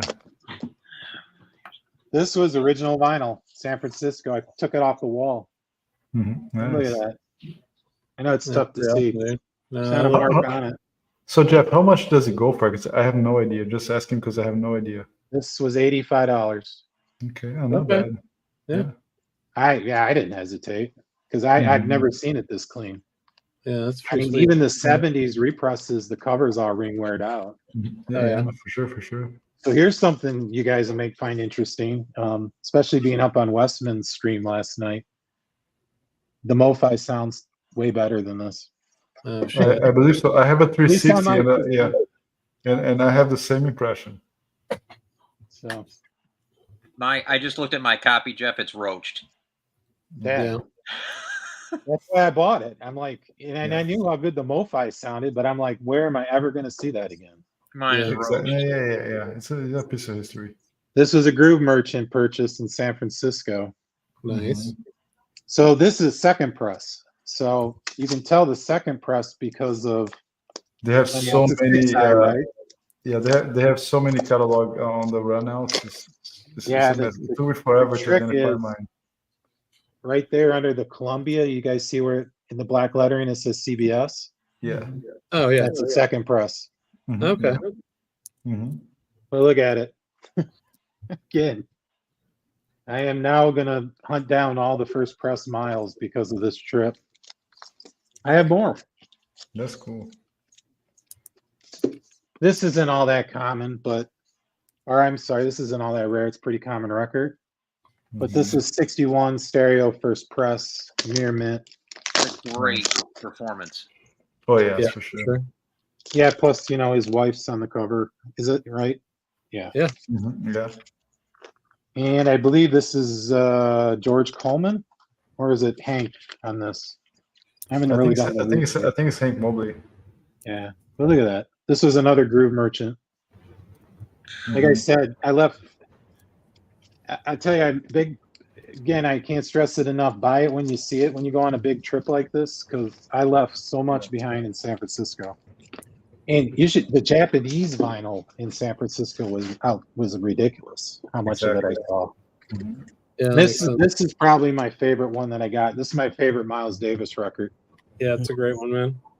So this is the 1957 first press Deep Groove. It's in VG plus condition. The cover's in really good condition too. Mhm. That's a And beauty. the MoFi does sound better. Hmm.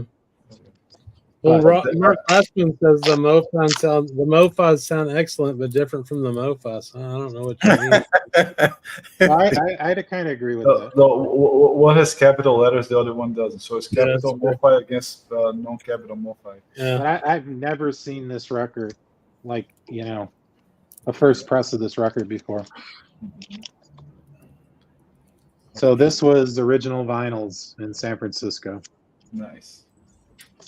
All right, well, we'll go through these pretty quick. This is a 57 reissue. This is the Verve Clef reissue, but it's in near mint condition. No, Mike would be interested in that. Love that. Yeah, cover. yeah, it's a Clef. You know. Illinois This- jacket. Don't make him jealous, okay? Otherwise, he's gonna be very angry. Yeah, So that's it's a true. 57. It's in near mint condition. I paid $20 at Bagatelle Records in Long Beach. It's a bagatelle, yeah. And then this is a 1960 reissue mono. Mhm. $10. Couldn't pass it up. I'm sure. Have you listened to it? Yeah. How's it sound? It sounds it's a little noisy. Yeah. You know, it's old vinyl. I went to Yeah, one the- record store in the- Long Beach with Sherv, and I can't think of the name of the damn shop. Both of those are from Bagatelle. I bought a bunch from Bagatelle. Bagatelle's a good shop. This shop Um, was big and it had a lot of RSD stuff, but it had a lot of Nah, it's used. not Bagatelle. Bagatelle's all used and Okay. jumbled. Yeah, it was Long Beach. I can't think of it. You know what bagatelle means, right? No idea. Very cheap. Oh, nice. Oh, really? Yeah, that's what it actually means. A good deal. That is what This happened to me sounds after I ate amazing. steak. Bagatella. Yeah. This record sounds amazing. And I'd expect we're going to see this on Chad's Verve series. That'd be Because kind of cool. he did the 45s Yeah. a while back. Oh, okay. Okay. This is a excellent. But I don't know. He's been doing a lot of 45s and 33s now in the new series. Yeah. Yeah. If you're into the 50s hard bop, but this got a little swing to it, so it's like bluesy swing. Really good record. That's it. Fingerprints. That's my style of jazz, like 55, 65. That's kind of where I'm stuck right now. Delphina named that Yeah. store I went to as Fingerprints. Fingerprints. Okay. yeah. This I got at Amoeba in San Francisco. It's a 1960 mono reissue on Riverside. Nice. And then I had to buy this. This is the only Japanese press I bought. Oh yeah. Yeah, Tunnel Oh, yeah, Records. sure. So I thought, What okay. a great cover. That's cool. Yeah, I mean, the Japanese Riversides, they are usually very excellent. yeah. That's these Victor. They're all Victors. And they did some with the Milestone label as well. Mm-hmm. Yeah. Yep. I think I have one of those. All right. So now I'm going to get into my Blue Note that I found. Ooh. Yeah, Felipe. I'm starting to get first presses. Oh, that's a Starting good with this one. I have this one. This one is cool. So it's a 66 first press. Mhm. It's in New York. New York label. Beautiful. Very Perfect nice. shape. Beautiful. Grant Green's really good on this record. Yeah. This was Tunnel in San Francisco. Beautiful cover. Great deal. This one's cool. 1958 mono. Oh, I have this one. Yeah, that's a great record. I like that That's record. really good. Oh, yeah. And Jimmy look at Smith this is my one. church. Man, those Jimmy Smith 1500 series, people, sleep on them. Look at that cover. It's still shining. Awesome. Yeah. That one's also if anybody's interested in that record, you can get it on the classic series for $15 probably. Yeah. This was not an expensive record. It was $50. Yeah. I mean, it's in near mint shape. I love the micro groove. West 57th, It's beautiful, yeah. Atomic in LA. So yeah, this was epic, man. I'm telling you guys, if you ever have a chance to do something like this, and you're into this hobby, and luckily my wife's the same. She put up with me the whole trip. Well, I'm just gonna take you with me, and you can buy me a bunch of records. So. Yeah, I did the LA thing once, and it was a little overwhelming. That's the best view. Yeah. Amoeba. I couldn't move for a few minutes. I was like shell shocked. Let's talk about that for a second. Hang on, Jeff. We'll get back to the rest of your records in a second. The same thing happened to me like at the Austin show. I mean, it's only just one show, but it was just so big. I got overwhelmed really quickly. Mhm. And I decided really quickly, too, that I wasn't just going to buy all the random shit I would normally buy. Mhm. 'Cause I bought lots of $5 and $10 records. If it's an artist I like, I will, and it's in decent shape, I'll buy it. But I didn't want to come out of there with like $305 records. You know what I mean? Well, I mean, we rolled in with a crew in Amoeba, and I mean, it wasn't like Hollywood? 5 minutes in, and I got guys pulling $400 records off the wall. I'm looking up, and there's a $3,000 Moondog record on the wall. With the art cover there. I'm just like, okay, I'm going to go over here by the CDs, catch my breath for a few minutes, and then I'll go over here and get in the records, because the Andrew Tales from the Crate, he immediately pulls up J.R. Mitchell or whatever, I can't remember, right off the wall, some Philly free jazz rare, and I was like, okay, all right, this is great. That is crazy. They probably had like 50 or 60 MMJs on the wall when I was in there. I mean, dude, Amoeba, the thing that just blew my mind, it didn't matter. I took probably 3 or 4 off the wall, and the kid went to the back, came out with another rare record, and put it right in the spot within minutes of me getting one off the wall. They have plenty for sure. I'm like, why don't you just take me in the back and let me flip through the shit? Yeah. Well, they're a shop too that they literally wrap their records in shipping tape, so you can't open them. Oh, they do that at Criminal in Atlanta. Yeah. I don't like that. That's a hell of a trip, man. Oh, I'm not even halfway through. On your next trip to come to San Francisco, beautiful. Jeffrey, you need to go to Grooveyard Jazz in Oakland. Yeah, that's what strictly a jazz store. That's what the guy at Tunnel told me. Yeah. I couldn't press my luck, But I'm definitely going to do it again. So this is a 62 stereo first press. Nice. This was probably the most expensive record I bought. But I love Horace Silver, and I didn't think I'd ever see one in this shape again. Oh yeah, Micro Groove. Nice. Beauty. So I guess I'm in the game now, fellas. Yeah, I'd say so. Congrats, those are good titles. Yeah, it wasn't too bad. I mean, it wasn't a crazy number, but I was on vacation. Stereo or a mono? It's a stereo. Nice. Mm-hmm. Yeah. I mean, past 1580, the stereos are always going to be better because they were cutting stereo. Yeah, exactly. That's what I heard you say a couple streams back. Yeah. Yeah, it's gonna sound the sound. So February 58 was the last session where Rudy Van Gelder used the mono console. Everything else was stereo from there. So either his stereos, are we talking about this always, are already compressed. That's why they sound so immediate. The monos even more. That's why it's even more immediate. Just compression. There's not much to what I will say is but it's good. It's very compelling. It's very enticing. Yeah. What I will say, Felipe, is I hear it now when you guys say the RVG cuts versus the Kevin Grays. Yeah. I don't have this. I don't think Kevin Gray has done one of these unless that probably was an MMJ, which I don't have. No. I listened to the classic song for my father and then played this. Mm-hmm. They are different. It's a different sound. So basically what he would do, he would squish some frequencies there, and he would cut the horns and the drums much louder to the point of distortion many times. So that's why it sounds so live, so compelling. Yeah, like punchy. Yeah. Yes, exactly. So I wouldn't say it's not better. It's compressed. It sounds more immediate. I'm not saying this is a bad thing, but that's the way he did it. Just being, I have a bunch of OGs, that. I love them. They're great. But, Kevin's stuff is a flat transfer. He just reproducing what's on the tape, was on the session there. Cool to get them, though. Now that I've got a few. Absolutely. It's like a drug. They're good. And I have one coming. I have one tomorrow I'm grabbing. I have a maiden voyage tomorrow. Oh, sick. Dude.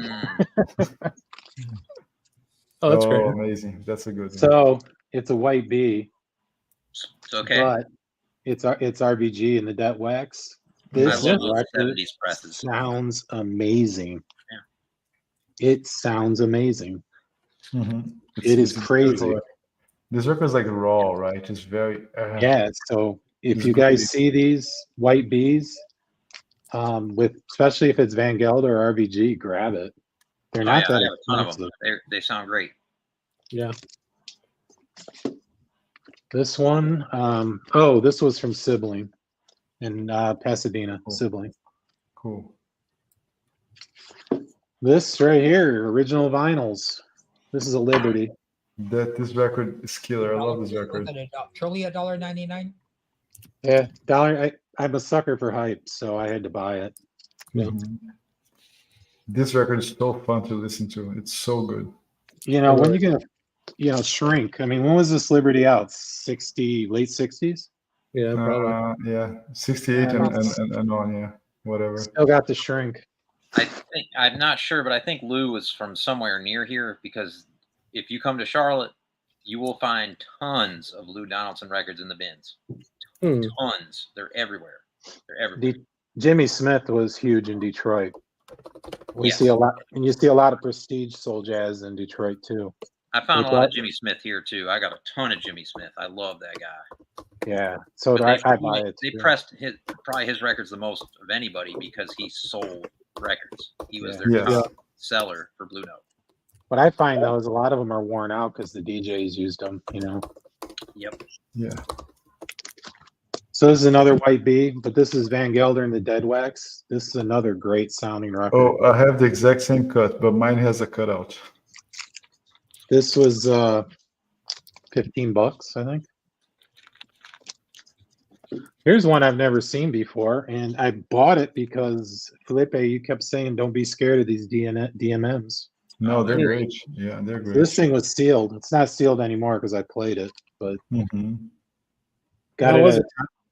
It's I can see why it wasn't released. There's a couple killer numbers on it, but it's not his best work. But it's it's Mobley. Yeah, being Mobley on Music Blue Matters Note. do another issue on that, Felipe? Which, sorry? Didn't Music Matters do something that's called Another Workout? I think let me just double check, Nicole. I really don't remember right now. I think probably. Here's another one. Delightfully. Yeah. This was interesting. Do you guys know? Did this poster come with all these DMMs? Yes, they come in the poster. Yeah, check this out. I have that poster in a few. Name of the poster. That's awesome. Yeah. I got both those at Atomic. So I raided the Wax's shop. What's kind of funny is I guess he was in there like a half hour before I was. No. Atomic's good for the bins, tough on the wall. Yeah, the wall's a little overpriced, but it's kind of a lure. But they get the right guy from Japan in there, they're gonna snatch them all up. Oh yeah, I called that guy at Christmas time once. He had an L Saturn that I was trying to get. He wanted 1,000. He would not budge on the price. Doesn't have to. No, because of where he is. He's in Burbank. Right. I mean, but I got the record, an autograph copy for $250. Yeah. Yeah. So Nicole, you are correct. There is another workout on Music Matters. I just posted a link there. Yeah. I have it. Yeah. Oh, these are both great. Of these. Good scores. LTs are always great most of the times. I love Jackie McLean. Yeah, because those are great. So these were both at Atomic too. I'm gonna start busting through these a little quicker because these aren't all that special. That's a white bee. Nice. Oh, that's an amazing. That's one of my first CDs I've ever bought for jazz. Yeah, I typically buy anything that I find that's 1500 series. Yeah, same. Yes. And then this is a blue bee. Cool. Is the reason RBG Van Gelder not on this one because he didn't record this record? Not necessarily. I mean, it depends on the individual record, but a lot of the stuff from the 70s he recut, right? So they could make new versions of them. Sometimes they had metal parts that he had made, but if it doesn't have RBG on it, it just means he didn't cut whatever lacquer they used to press it. Yeah, that looks cool. You like those, don't you, Felipe? That's a good one. I have both of these. Yes, they So all these- when you look at the lineup, you expect something. That's not what you get. It's more like a Latin kind of vibe in these records. It is. Yeah, but All they go wild in some parts. Yes, it's pretty cool. So all those records were $15 to $30 in LA. Nice. Nice. Oh yeah. Here's another one. Yep. Oh, this. Yeah. This I think was 10. It's a white B. Mm-hmm. This is surprisingly good. Oh, I love this one. Yeah, this is really yeah. good. Shirley's on it. Yeah, it's not a surprise if Shirley's on it, man. Come on. I want to say this has got Van Gelder and the Dead Wax. This is a real punchy record too. Yeah, it does. He does. Yeah, Probably I have can't the see same. it, I have the same copy. But- I mean, Rob, do you exist in the universe? Yes. We have more important things to talk about now.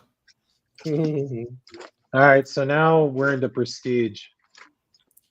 Oh my gosh, that's so cool. Yeah, Like I said, How many records I did was you buy? I saved my money up and went crazy. Oh, this one is cool. It's a dirty, cheap, great record. I have this one.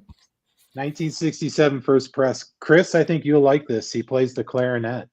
Oh, nice. Mhm. Who is Yeah. it? I can't read it. Eddie Daniels. Okay, I think I paid like $20 for mine. Yeah, this was like, yeah, I think it was $20. I don't know. So I don't know any of the players. Eddie Daniels, Roland Hanna, Richard Davis, and Mel Lewis. Oh, Oh, man. Roland Richard Hanna. Davis, yeah. Oh my Yeah, all God. three of those guys are. And awesome. Shrink. It's a killer record. Yeah. It did great. I don't know about what you guys' experience is, but I actually like these Blue Tridents. I think they're probably the best sounding of the old Prestiges. They are very good. My Cats doesn't sound very well on the Blue label. Yeah. This is pretty badass right here. Mm-hmm. Oh, yeah. So this is Red Holloway's solo record. This is the band that Jack McDuff put together with Holloway, Mhm. George Benson, and the drummer. I can't think of his name. Is it Joe Dukes? Joe Dukes. Yes, that dude's a fucking monster, man. 64 first press at Groove Merchant, I think. But look at that. Mhm. I've never seen that label. Yeah, Oh, there's a that's couple. cool. Yeah, I have a Don Patterson with this golden label. So that was cool. Oh man, come on. You know what's funny is most old records with gold labels are on cheap ass budget labels. It was like a fucking gimmick they would do to Right? Yeah. try to It's make the gold. record look fancy. Pure Oscura. It's golden. Oh, nice. 62 first press. I don't know that one. It's a soul jazz record. Look at that. Very nice. This was Originals vinyl in San Francisco. I spent a lot of money at Original. You can see the players. Preview It's a copy. preview copy. Nice. So this one's real funky. Yeah, It's Ray got- Barretto. Yeah, it's really nice. Really nice. He's a player that I'm gonna start getting into. Ray Barretto. I'll be back. All right, Nicole.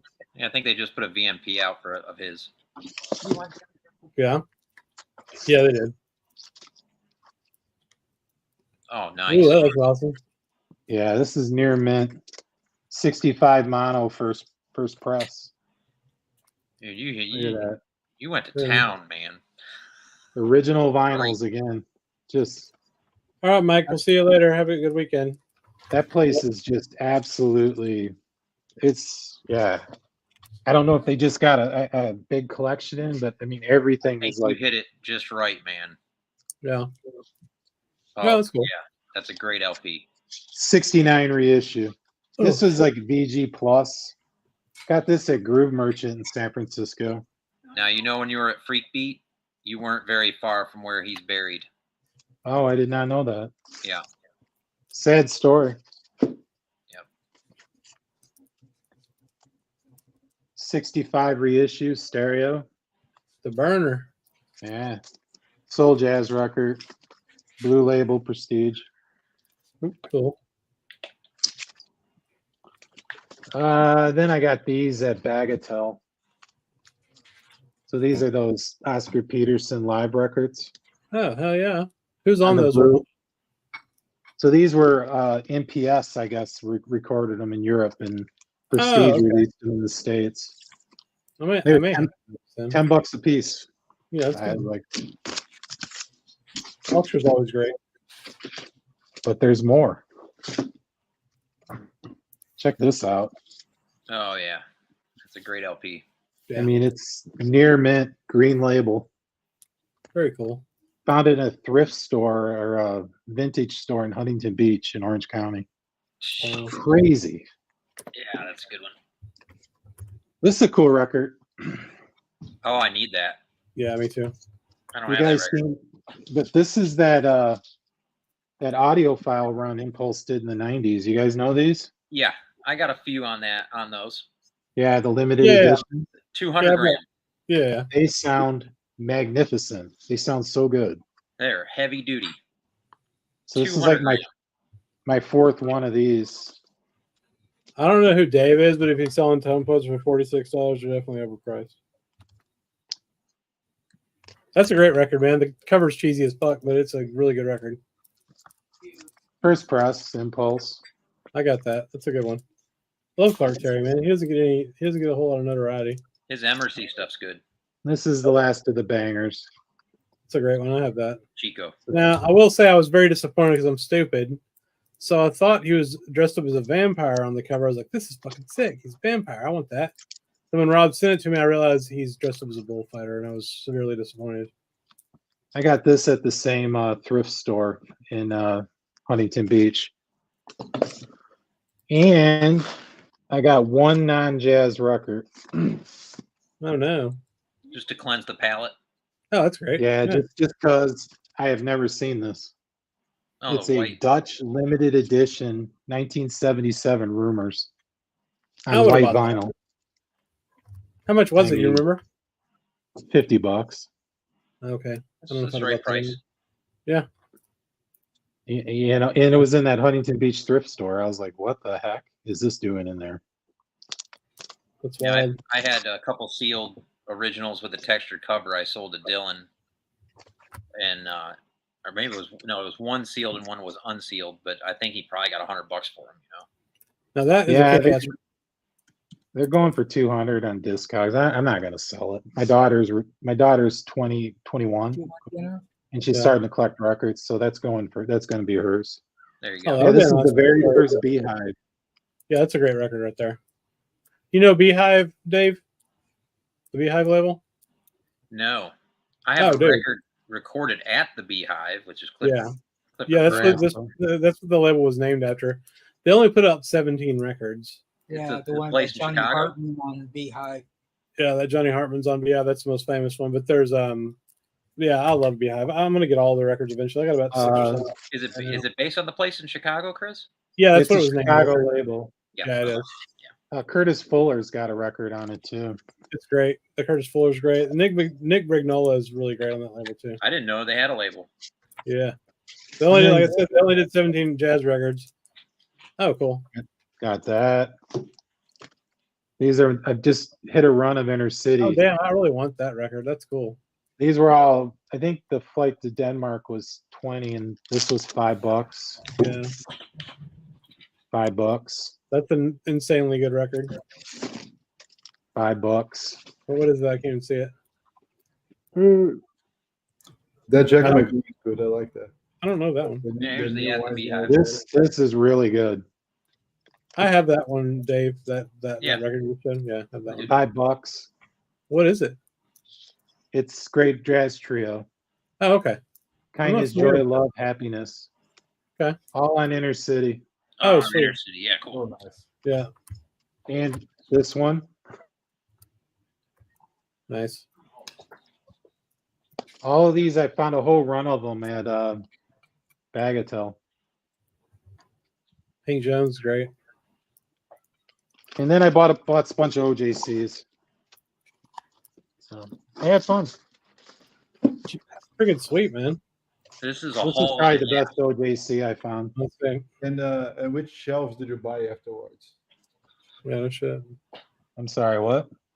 Which shelves did you buy afterwards? Yeah, you got about shelves for all those records you bought. Oh, yeah, there'll be Yeah, I don't know. I don't know where they're going to be going. I got them in a crate right now. I finally cleaned them. Yeah. I had to fix my Humming Guru though. My Humming Guru broke right before I went on vacation. Oh yeah. Did they help you with it or what? Yes, Yeah. yes. I can't speak more highly of Humming Guru's customer service. That's great. That's They good. sent me the part and told me how to break the machine apart. But once you get it open, you realize why they're $500. They're all plastic. Everything in it is plastic. Yeah. So the gear in the whole gear and the spinning mechanism is all plastic. Mm-hmm. And so it just stripped out because I was cleaning. I probably cleaned 1,200 records and the thing burned out. Right. So it's natural. You should expect it to wear off. Yeah. Yeah, I'm gonna get it. I've always heard, so far at least, I've heard everybody's had a problem with theirs. They sent them the parts to fix it for free and told them how to do it. So that's cool. There's been some people that have had the PCB burnout, and they replaced that. I think Rob's quit working, but it was just like the drain hose got disconnected or something. So yeah, I've seen YouTube videos where people's boards actually toasted on them, and yeah. But I mean, $500 are hard for the price. They're hard to beat, man. Yeah, they do a great job. I mean, the money we put in these records, you really need a good cleaner. Agreed. So, yeah. If Louis ever shows up, we can yell at him about it. But I think next year's big purchase for me is going to be a degritter.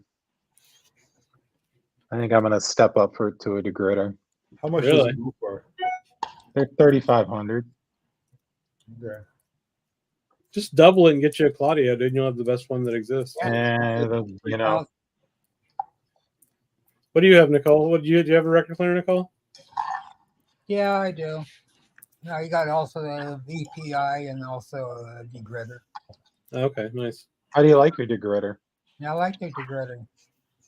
I'd like to step up to the Claudio. Yeah. But that's Do Oh yeah, no, for sure. This is what I clean with the groove washer kit. Yeah. Sounds like a good You need idea. to get you a Humming Guru, man. It'll change it'll make your record sound spin clean, man. Do it all by hand, baby. I also had that for the longest time, like Matthew, Yeah. The brush. brush. I have a Samsung front loader. Yeah, no shit. I remember in the pandemic watching people like build their own ultrasonics. Mm-hmm. Oh, yeah. And I was just like, man, that's too much trouble. And then, once the Humming Guru Kickstarter happened, I was like, Oh yeah, okay. that was a great deal there. I had my first one was the Vivor. It's like a Chinese manufacturer that sells all kinds of shit. But they put together a like DIY one for like $170. And dude, that thing worked fine, Mitch. It was just a pain in the ass, but you could clean 8 records with it at once. I usually would do like 4 to have a little extra space in between them, but I cleaned 1,000 records with that thing, and it's a piece of shit though. I mean, like the tub is fine, but like the motor it comes with, like there's a screw that holds the shaft on it. It's like not quite right, so it like hits every time it turns. It's, so you had to kind of dick with it a little bit, but it's better than nothing. But yeah, I love my Humming Guru. I will say one thing about the Humming Guru is if you notice your machines getting louder and louder, Mm-hmm. the assembly's going bad, because that's what happened with mine. And it's a loud humming noise. Okay. And then it just stops spinning the records. And mine was probably loud from the get-go. I think I had a defective part, because when I replaced the part, my wife even said that thing's a lot quieter now. Yeah. So something to keep in mind if you guys have a Humming Guru. Absolutely. There's a 100 grit sandpaper. You guys ever try the wood glue trick? Fuck no. Yeah, It looked like too much work, man. Like I was like, it's just too much work. No. And then there's like the people that take the paint sander thing. You know what I'm talking? The edgers for painting. You see? Yeah, I bet that actually works pretty well. Yeah.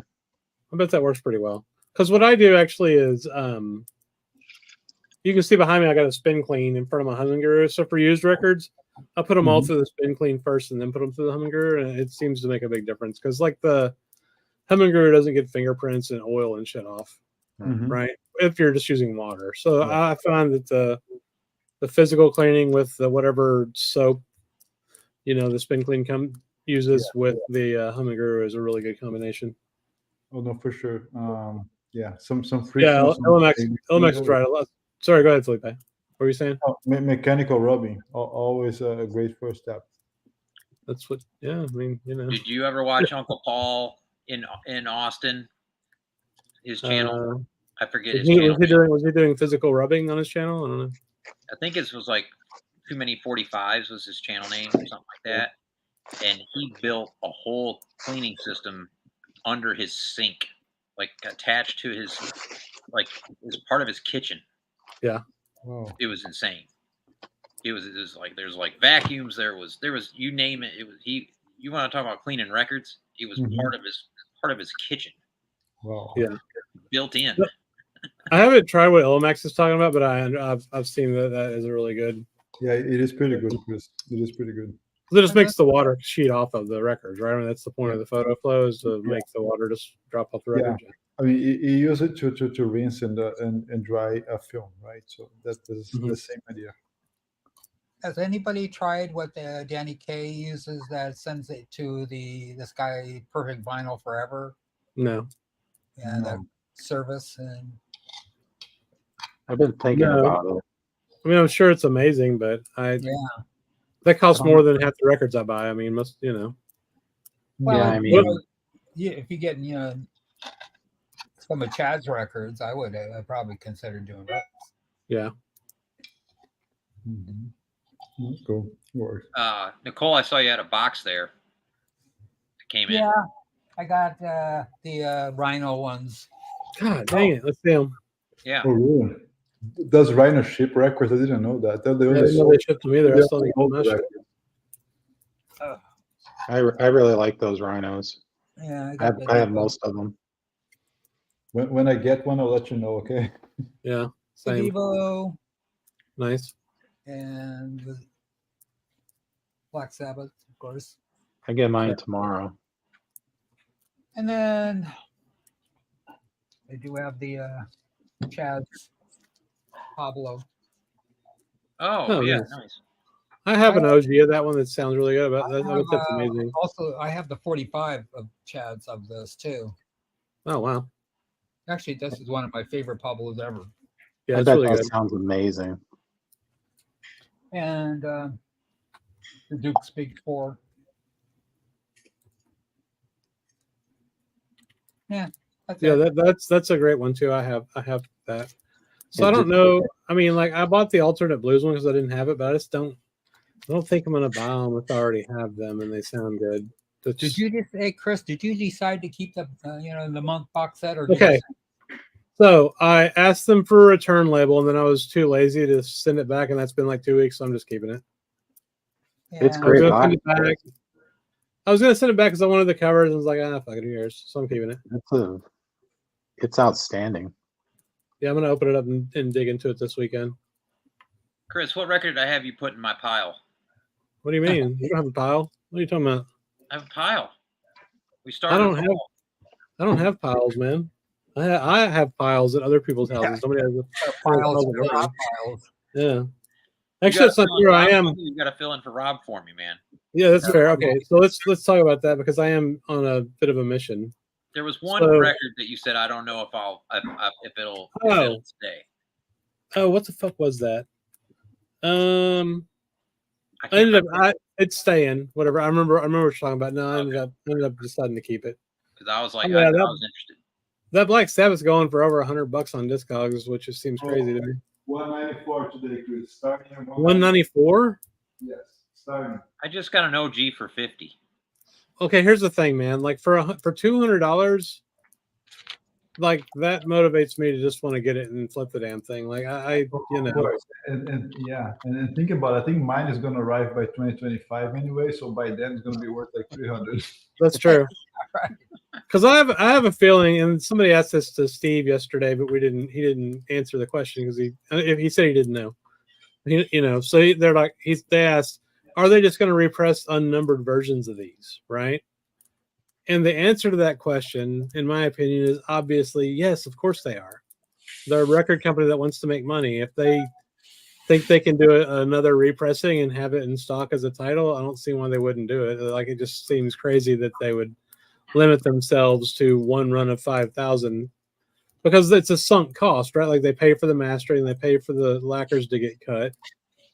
Like, they already have the metal parts, you know. Other stuff today. Anyway, It's interesting. I don't think the jazz titles are selling very well. Someone on the Discord posted that Plaid Room and Dusty Grooves have them up for pre-order.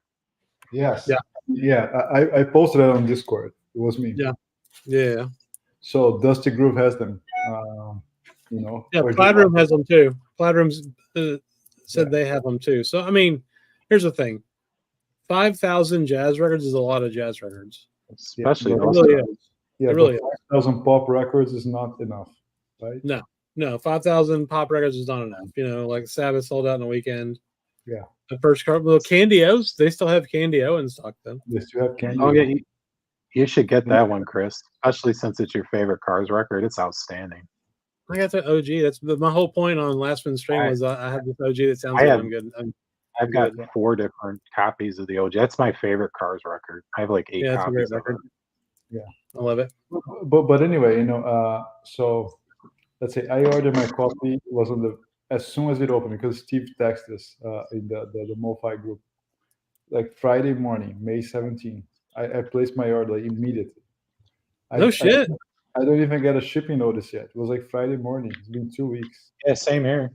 Which They're I- horrible. a label that is big and owns so much catalog. That's I'm not even going to say what I think about. You know, any I small will. label on Bandcamp, if they're one day late, they email me apologizing and always send anything. It's how the heck can Rhino not figure out how to ship a record? It's Well, yeah. That's mind-boggling. too much, right? Or Apparently, they just- Steve's going to talk to their VP of shipping next week and tell them how to ship records. I don't know. Well, I mean, like Felipe just said, they don't even email you. I mean, it's like Right. 14 days in the dark, It's and then ridiculous. suddenly your record shows up. Yeah, it's. I mean, if you're ready to go and put them for sale, you know. Let's say you want to buy for someone's birthday, whatever. You give like 2 weeks in advance and it doesn't arrive. It's frustrating, you know. Yeah, it is. Let's say it sucks. So you know, don't just because you're offering a premium product, I don't think they should have this attitude of like, okay, they're buying the shit anyway, so they want it, so they're paying it, so fuck it, just do whatever. Like, you cannot be like this. You just want everything the same day, Felipe. That's your problem. No, I mean, I'm not saying, but like 2 weeks and not even ship the fucking thing. No, I agree. I want Felipe to go on a rant like he did on Acoustic Sounds customer service that one stream. Yeah, pretty funny. Yeah, that was a long time ago. But What was it? What was it over? It wasn't the Bill Evans thing because I had to take pictures and they asked me to destroy the record and they said, "Well, sorry, I don't want to get you going, buddy. I was just brought it to mind that they were questioning you, saying you didn't know what no fill was." Exactly. Yes. No. They asked me to take. I took a picture video, and then they say, "Okay, sorry, you don't have them ready for shipping yet. Whenever we have it, we'll let you know." That kind of sucks. So don't tell me to destroy the whole thing, right? But yeah, that was a low point. That was a low point, and it made I didn't have a flattener then, and like, yeah, I don't know, 10 of the records in my box were warped to shit. Mm-hmm. But after Felipe went through that, I was like, I guess I'm just keeping these warped records that I paid $900 for, Yeah.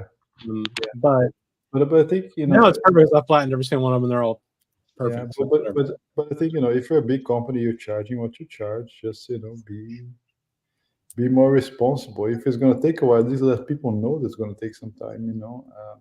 Just say don't say anything. Just stay quiet. I think that's right. Yeah, I'm gonna keep it my words for myself. Yeah. But I'm keep. Like I said, I decided to keep the monk box because I was too lazy to actually ship it back. I have the original, the monk box set. Yeah. That Monk box set is terrific. It's one of my favorite box sets. I really like it. Very No. nice. I'm excited to listen to it. Yeah, the sound is Oh, amazing. The that's sound got is fantastic. It's terrific. It sounds amazing, and this book is so good. There's so much information there about the sessions. You just want to make you look for more. Yeah. And I've got, so the other thing was I already have 3 of the records. So I was like, well, maybe I'll just keep the copies I have, but I want to compare the Coltrane Monk. Have you done that, Felipe? Do you have the OJC of the I Coltrane have. Monk? I have like a 7 expressing that one that doesn't compare. It's just far. I can't hear you, Felipe. It sounds like you're in the next room. So on my system, Chad's beats it. Yeah, Chad, I have a 7 expressing of that Okay. Train Monk. And It's just- Monk's music beats the VMP copy hands so down. VMP, yes. Well, that's a different comparison though. because Mono one's stereo, one's yeah. mono, right? And I think that was one of the reasons I wanted to get that too, because I think John Bandy had told us when they first announced is the which one's the stereo, the VMP or the box set? VMP. VMP stereo. So he had said that they recorded that with totally separate mics, right? And like separate recorder, so it wasn't a fold down or anything. The mono wasn't a fold down or anything, but they had just gotten into stereo and they really didn't know what they were doing yet. So the sound was different, right? So yeah, the Chad Monk's music is mono. Yeah. And truth be told, right, in those days, except for Colombia, perhaps Atlantic, everybody else was like small amateur in that sense. Yeah. I'm not saying in terms of like being competent, I'm saying in terms of having the machinery, right?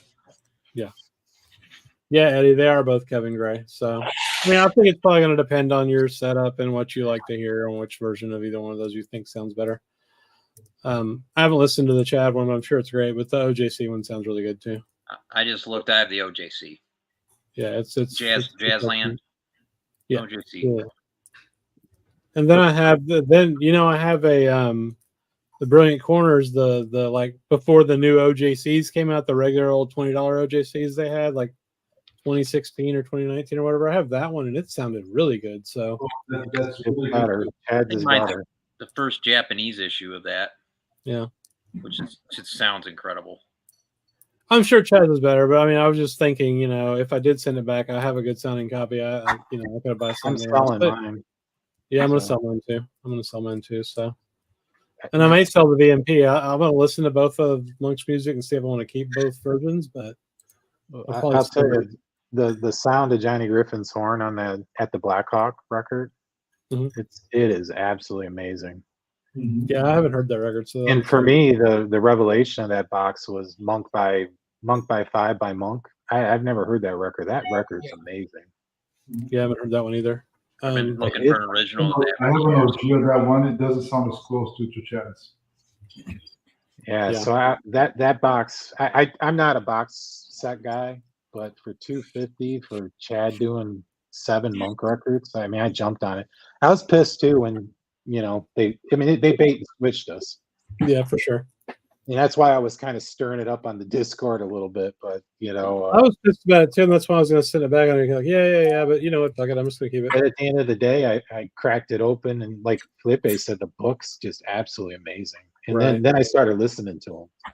Yeah, I was like, okay, I'm keeping it. That's what I'm gonna be doing tomorrow.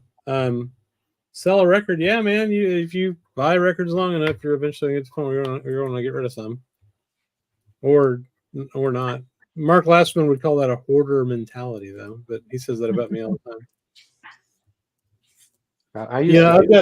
I've got a project going on. I don't, if you're on the Discord, you probably saw. So I cleaned my whole office out last week. Like took everything out. I mean, not all the big record shelves, but took everything apart and deep cleaned it all. Got all the records off my floor, and I end up with. You can kind of see behind me. There's boxes back there. Let me see if myself big. I'll show you what I'm talking about. So it's like those boxes behind me. Yeah. I've got 6 of those. They're wooden crates full of records. I got a bunch more kind of down here, beside me over here. They're just full of all the shit I've bought over the last 6 months or whatever, a year, shit I've listened to once, basically, that I didn't want to put away in the collection. And so I'm trying to dedicate myself to not buy any more used shit until I listen to all of these records and figure out if I want to keep them or not and sell the ones I don't care about. Which is going to be a very tough thing to do. I don't know if I'll pull it off or not. I sold 1,500 records last year. Do what? I sold 1,500 records last year. Oh shit! Are you serious? Yeah, I had to make a lifestyle change. It got out of hand. So what I did is I did a garage sale. I did a big show in my garage I did it twice, and then I sold the rest of them on Facebook. Yeah. I don't know. You guys know the Tovah group on Facebook? Huh? What kind of stuff did you sell? Mostly, it was all rock and punk. Mm-hmm. I was that guy who had every version of a record. So Right. I went down to one record. Okay. So I'm Gen X. So for me, I grew up with all the all that post-punk and post-punk stuff. Mm-hmm. So my favorite band coming up was XTC. So I had I had Canadian, Japanese, American, alternate covers. I just did the whole run. I mean, I've been buying records since I was a kid. So yeah. And we had an OG XTC popping up my store today. Totally random. Buy it. They're great. It's still my favorite band. They're cut very loud. He was playing. Yeah, they're phenomenal, and it's too bad they just stopped touring. They would have been huge if they'd have toured. But it's like, I don't know if you guys saw in the Discord when I was on one of the highways going out down to Long Beach, and we went through San Pedro, and I was a huge Minuteman freak when I was a teenager. Yeah, so of course I had to take a picture of the smokestack and put it out there. That's great, man. Man, when D Boone died, man, that broke my heart. I was like, oh my God. Yeah, I was 16 and a half, 17 when that happened. Yeah. What year was that? Pedro. What year? Were you 85. 85. Yeah. So it's because I grew up in Ann Arbor, Michigan. I don't know if you guys know the history of Ann Arbor. It's where the University of Michigan is. Okay. So it's like a liberal bastion in the Midwest. Right. It's like Madison, Wisconsin. Yeah, exactly. Yeah. I live in Berkeley. There's a university there. We live in Berkeley. Yeah, so a lot of the Vietnam stuff cross-pollinated between Ann Arbor and Berkeley, like Normal and right. And so I grew up with hippies. When I was a kid, there was a lot of hippies still running around. And I'm the boomer in the group. Yeah. So Nicole was there. So in the 80s, the Replacements were the biggest band in town. I mean, that's all we all listened to. Husker Du, all that stuff. Yeah, the Minnesota stuff. Sure. Yeah, Twin Tone, yeah. But But then I was down there was North a County. big festival. There was my buddy just went to Minneapolis for the Caterwaul, the big noise rock festival that was just up there. A lot of good bands. Yeah, I met Paul Westerberg and School Kids Records when I was a teenager. It was like meeting God. He's just a little dude too, I mean, I'm this big football player, and because then I was playing ball, so I was ripped all up and stuff, and I was just like, oh my God, Paul. What position did you play, Jeff? I was the left tackle, and then I played 3-tech on the D line. Nice. Yeah. Yeah, that's serious business right there. Oh yeah. Oh yeah. Mm-hmm. Yeah, my son played in college, so That's awesome. Yeah. Very cool. Fortunately, he got hurt, and that was the end of it. Oh. Mm-hmm. That's how we all stopped playing football. Well, that's part of the process, kind of, unfortunately. Yeah, I tell you, I'm paying for it in my 50s now. Yeah. Everything hurts, right? Yeah, knees and hips mainly. I was a lineman. Yeah, my right knee bothers me, and all I did was play lacrosse. Oh, okay. You're in Carolinas, right? Yeah. I played basketball at Fredonia, and then I played lacrosse down here in UNC Charlotte, and I got my ass handed to me. That's a rough sport, man. It wasn't. We'd get hit. Oh yeah. Well, everything was different in the 80s too, right? I mean, it wasn't so hands off as it is now. Yeah. it was wild when my kids went through school and how they were treated and handled versus what I went through. It's like, Oh yeah. you know, I mean, teachers had paddles in the room, and depending on how bad you were, they pull the one with the bigger holes off the wall, you know. Jeff, so third grade, I got sent to the principal's office, and I got hit with the paddle, and I went home. I let my mother know. She went down to school the next day. She found the paddle, and she beat the principal upside the head with it. Oh, Oh, my shit. goodness. Jeez. That Beat is the awesome. living shit out of him. And Nowadays, you would be that would have and been. and he Yeah, didn't do she'd have shit got about props from the client it. for You that. would be assault. From third grade on, from third grade, because my school was all under one roof from K through 12 when I was there. It's not that way anymore. K through 12, all the way through 12th couldn't grade, I was imagine left having alone for the high rest of schoolers. my years. Yeah, with middle, yeah. They did not want to mess with my mom. I guess not. I was left alone for the rest of the time, man. I got to do whatever the fuck I wanted to do. Yeah, we had these old German guys, man, you know, because these old Michigan Germans, and man, they were, you know, they're all World War II vets, of course, you know. Mm-hmm. Yeah, I it went was to wild, man. I did 8 years of Catholic school, Oh shit. all German nuns. Oh wow. You know, you know. Yeah. So I mentioned something last week, and then they came in this week. Yeah. I think I'll show each one of them. Oh yeah, beautiful. What's fucked up, Eddie? Oh yeah. So you got one. So one is open. The rest are sealed. Oh, nice. Did you find them all at the same place? Yeah, it was Carolina Soul. Oh, that's right. You bought them on eBay. That's right. Yeah. I think I missed one, but 6 Yeah. 7. All of these are. It's just. I used to own these back in my old collection. Yeah.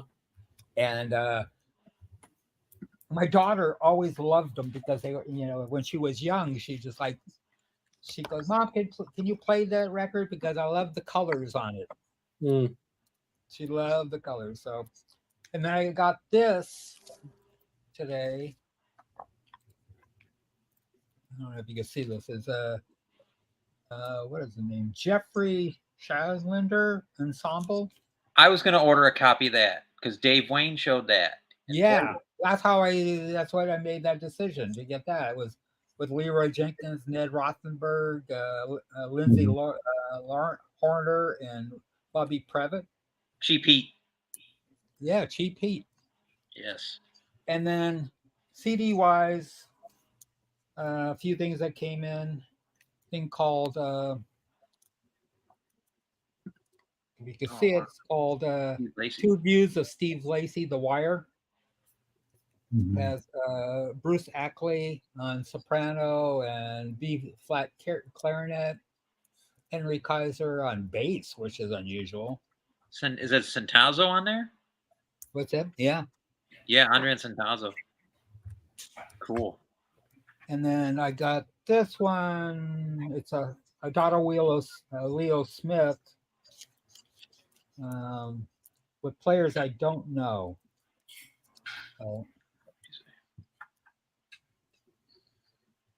Cool. And let's see. What is this? Francois Lowe and Kate Gentile and Alexander Hawkins. Oh, I'm not familiar with that. Yeah. It's a cool cover. Kate Gentile is a drummer out of New York. Alexander Hawkins is a pianist out of Germany, I think. And he's out of France. But this is on Victo, which is a Canadian label. Where'd you get that one? Downtown Music Gallery. Okay. And I am a long time King Crimson fan. Oh, cool.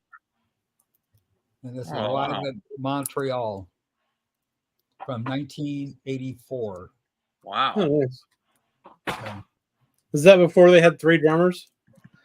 Yeah, this was before the 3 drummers. Michael P. Dawson would appreciate that one. Yeah, I love King Crimson. So I have all the big box sets. The ones that King Crimson, On the Road. What's the other one? Yeah, Road I've got that record Dave Wayne showed in my cart. Which one? The Vistas. Yeah. I got one in my cart. Oh, really? Yeah, because of that video. Because he was playing it through the whole video. It sounded great. Yeah. Yeah. Well, that's in a way I got into creative improvised music was through King Crimson. You think about Islands, and that's a perfect example of creative improvised. So, yeah. So that was my small intake this week. Not anywhere near as Jeffrey's. So. Yeah. Yeah, I think, Nicole, for me, I think it was Dolphy that got me into it. Yeah. Out to lunch, definitely. Well, no, actually, I still have it.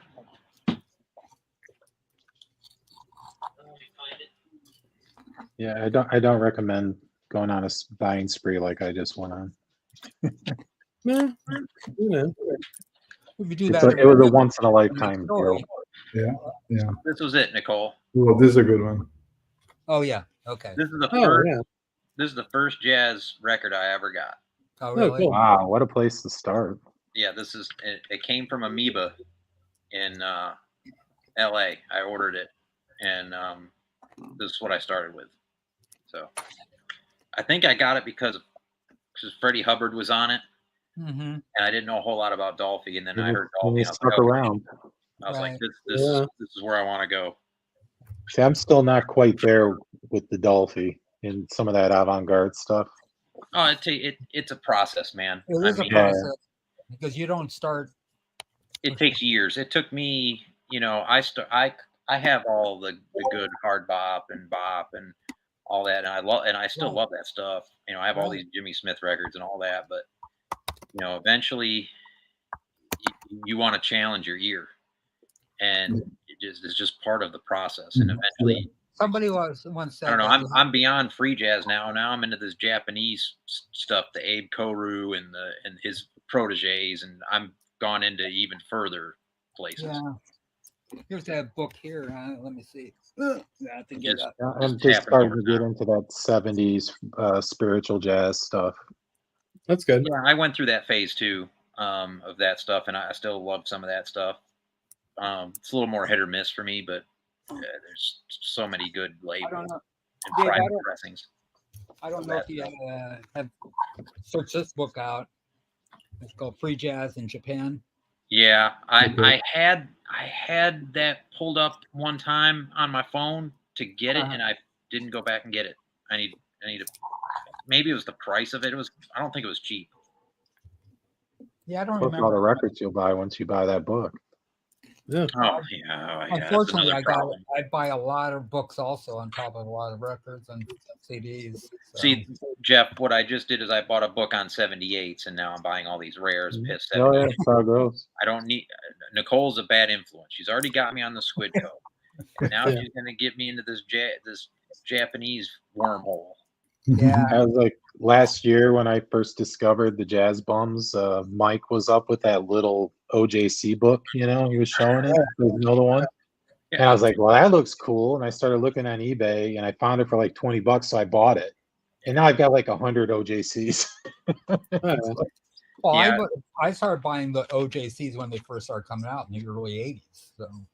Yeah, I think they're great. It's like one of my favorite reissue series. Yeah, I was lucky that one of my closest shop to me, Repo, which I can walk to, about, I guess it's been 7 years or so ago, right at the beginning of the boom, like just at the early stages of the boom, I went in there and he had all the OJCs and they were like $5.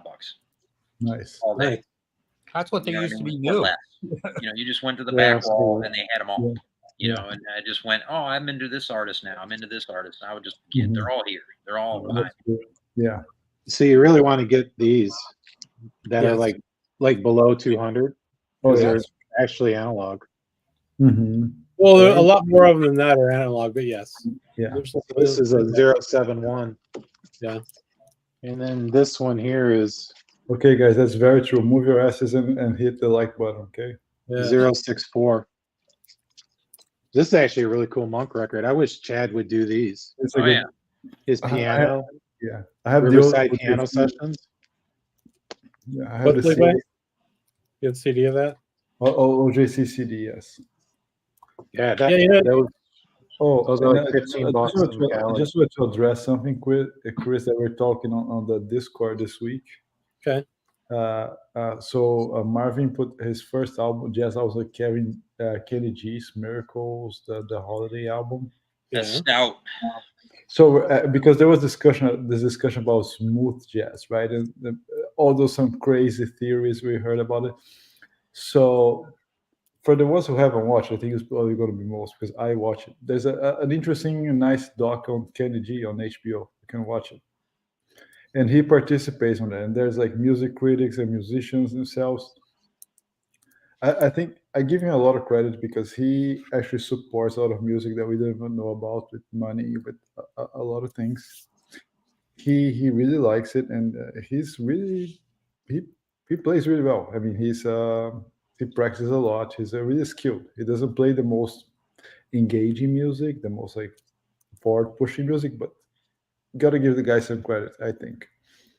But also, so they were talking about his ascension in the early '90s on this whole thing, and a radio station in Chicago. They were like polling listeners because they didn't know where to put him and what part of the programming to put him and how to classify it. And then there's one they just bring in listeners. How do you feel about it? How do you like it? And that this one lady lifted her hand and said, "I think this is a very smooth type of jazz."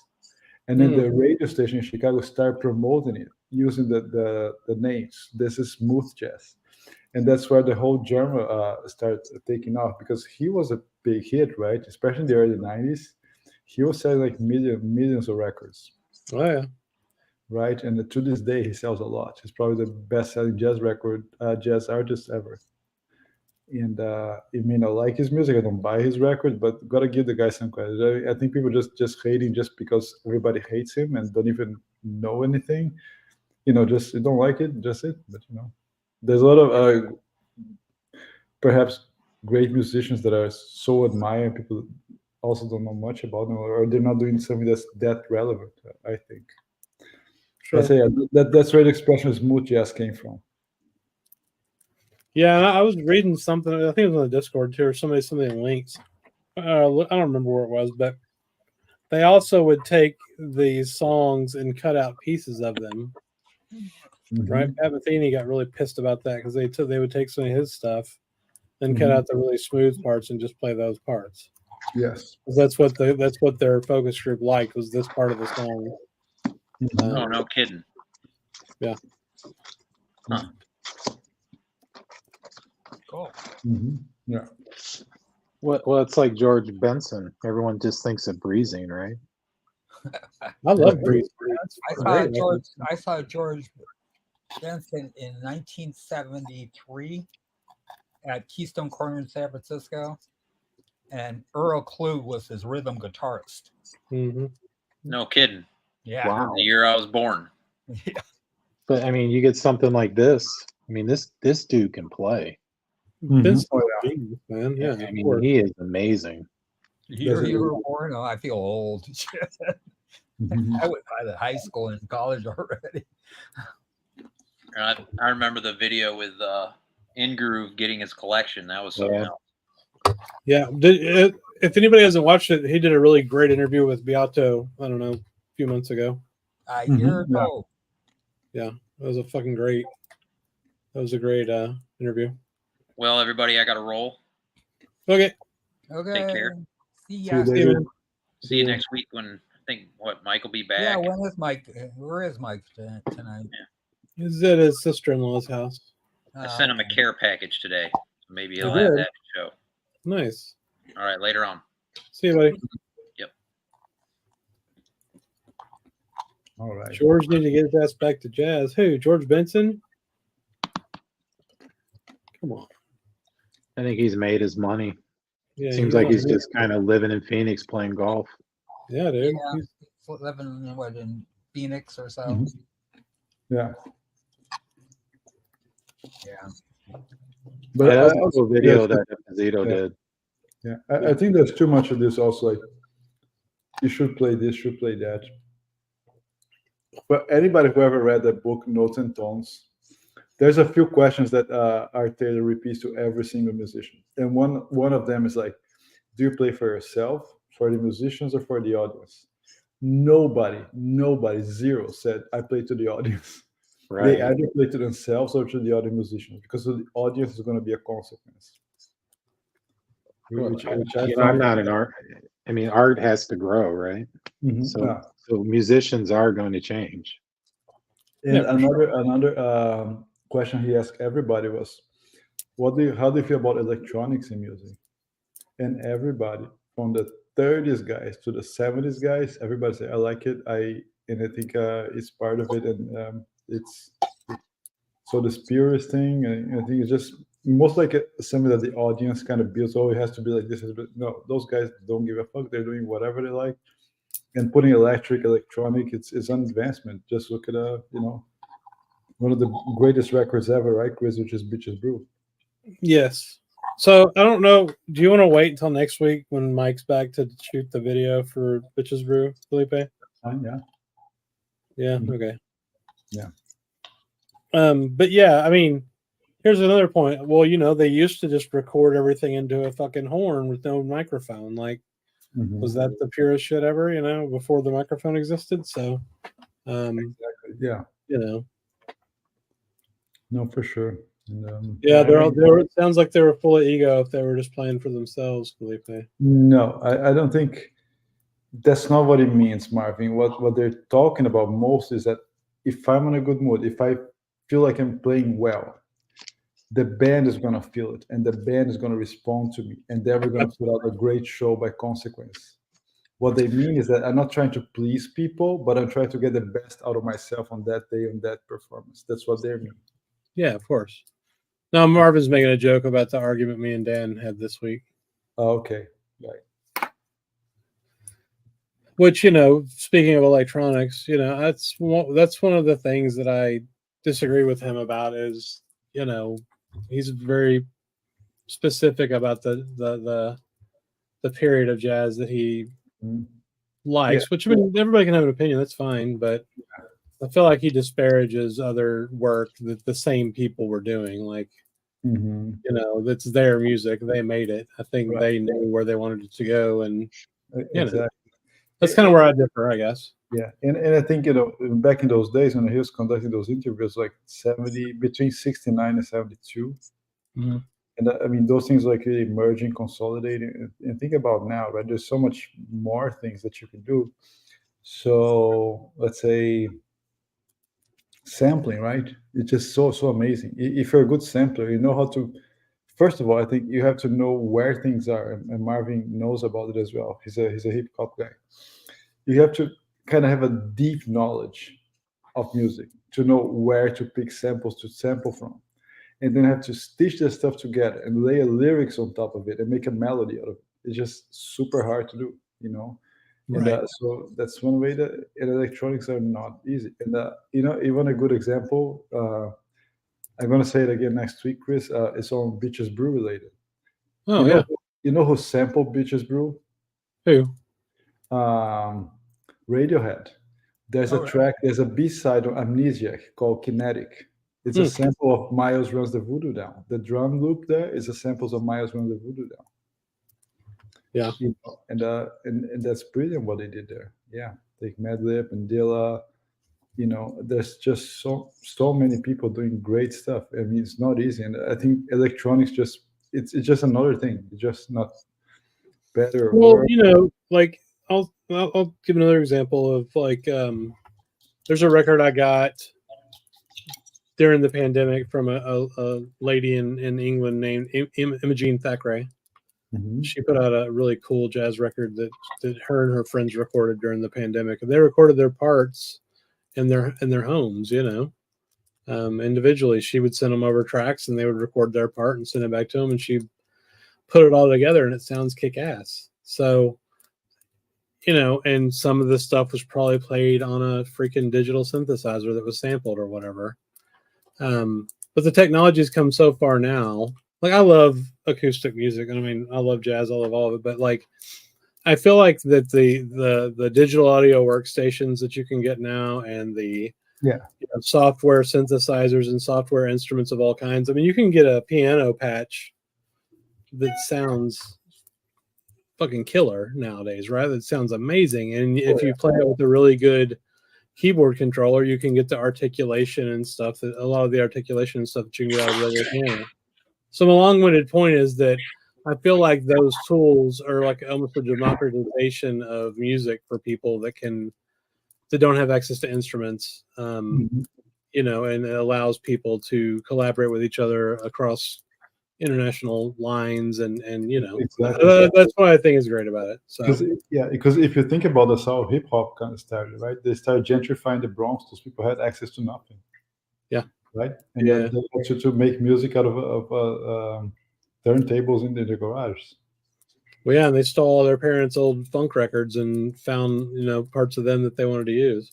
Yeah, and started looping those. That's they're like moon rapping, from Jack McDuff. They found that record, Yeah,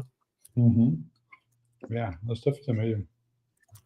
We're gonna have record of the week, whether we record a video for it or not. That's what I've decided we're gonna make sure happens. No, perhaps, yes. I was really prepped for Bitches Brew today. There's some cool. I found some cool fun facts about. So let's leave it for next week.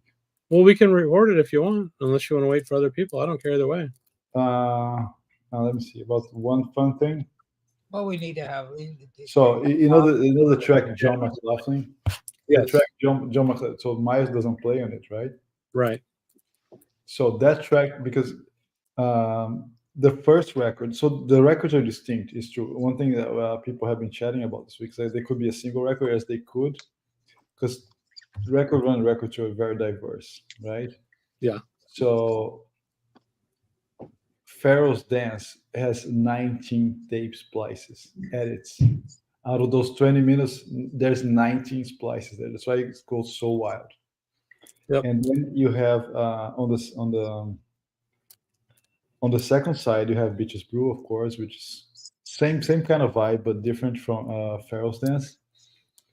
And then you have John McLaughlin, which is like no Miles solo, just like guitar solo. And there's a crazy, really cool, like Chick Corea kind of going wild there at some point as well.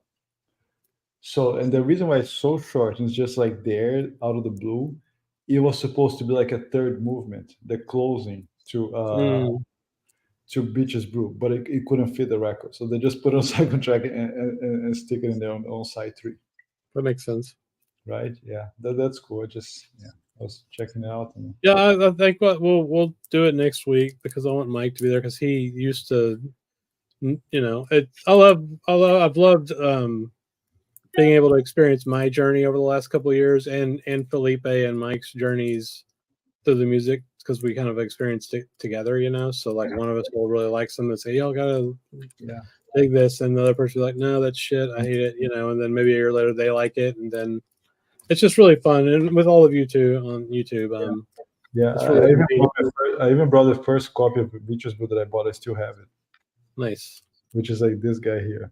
That's the Legacy Edition. It has an extra track with Fio at the end, and this is amazing. I still have it. I think I bought like in 98, 99. That's awesome. Yeah, well, there it went. Now it's VG. I don't care. I'm not gonna sell it anyway. Yeah. I may have had that one too, because I lost all my CDs, but I had Bitches Brew and I had Headhunters. Those are the 2 jazz CDs I had, back in the 90s, and had them forever, That was it. Yeah. Yeah, Bitches Brew School. And think about it, they record in 3 days. Yeah. Oh, yeah. 3 days. Yeah. Yeah. I still find it a tough listen. Yeah, it's fine, dude. You don't have to like it, right? Like that's the other thing about our channel, and talking about Kenny G, I agree with you. Felipe. There's a counter argument to say that he drove some people away from jazz, but it's not his fault that smooth jazz took over and that people liked it. And it's not. Forward. Yeah, so whatever. But we don't judge anybody by what they like. We're not the authority on what you should like. We don't care if you have 10 records and think one of them is the best jazz record of all time. If you love it, that's fucking great. Like, absolutely. And I think my final take on Beaches Brew is like Beaches Brew doesn't have any harmonies, right, or melodies. It's more like a rhythm thing. So I don't think it cannot even take it from that approach. But to be honest, it's not a record that you have to get it or understand. It's a record that you most have to feel than understand it. Right. Because I think something also that you can understand, classify, and put in a box gets boring, which is totally the opposite of Beaches Brew. Right.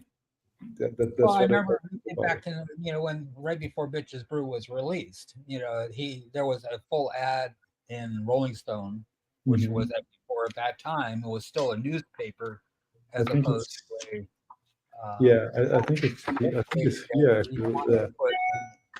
The best fucking rock and roll band together. Yeah. And I think a couple of things about this as well. Like people say, Miles sellout. Dude, if this is sold out, no way. Okay, you can say that someday my Prince will come is a sellout record, but this is not because this doesn't sell anything. So this is totally. I mean, think of it. He was building it. What a risky. And he was building this. It was not like that. Also, that cliche. Clive Davis pushed him to do it. No, he was building that for like 3 years before that came up. And you can listen to the Quintet records. Sanctuary, the last track, is a leftover from the Quintet. I mean, he was making it. Go to Silent Way, 3 pianos. So I think there's more layers that people just put simplistically there. This is a good question from Roberto. He said, could I listen to the entire Bitches Brew in one seating back then? Yes. So for me, Bitches Brew was like just this really weird kick-ass rock record, because I was listening to all kinds of dance music, like what's his name? God, I can't remember his name. I can see his face. Shit. Aphex Twin. Like, I was a huge Aphex Twin fan back in the 90s. And listening to rock and roll of all kinds, listening to funk and soul. I listened to everything, but so for me, I listened to it in one setting. I would just like smoke a joint and be like, this is kind of kick ass. And listen to that kind of stuff. I mean, you listen to like 1970. I was telling Chris, I was talking to Chris and Mike the other day.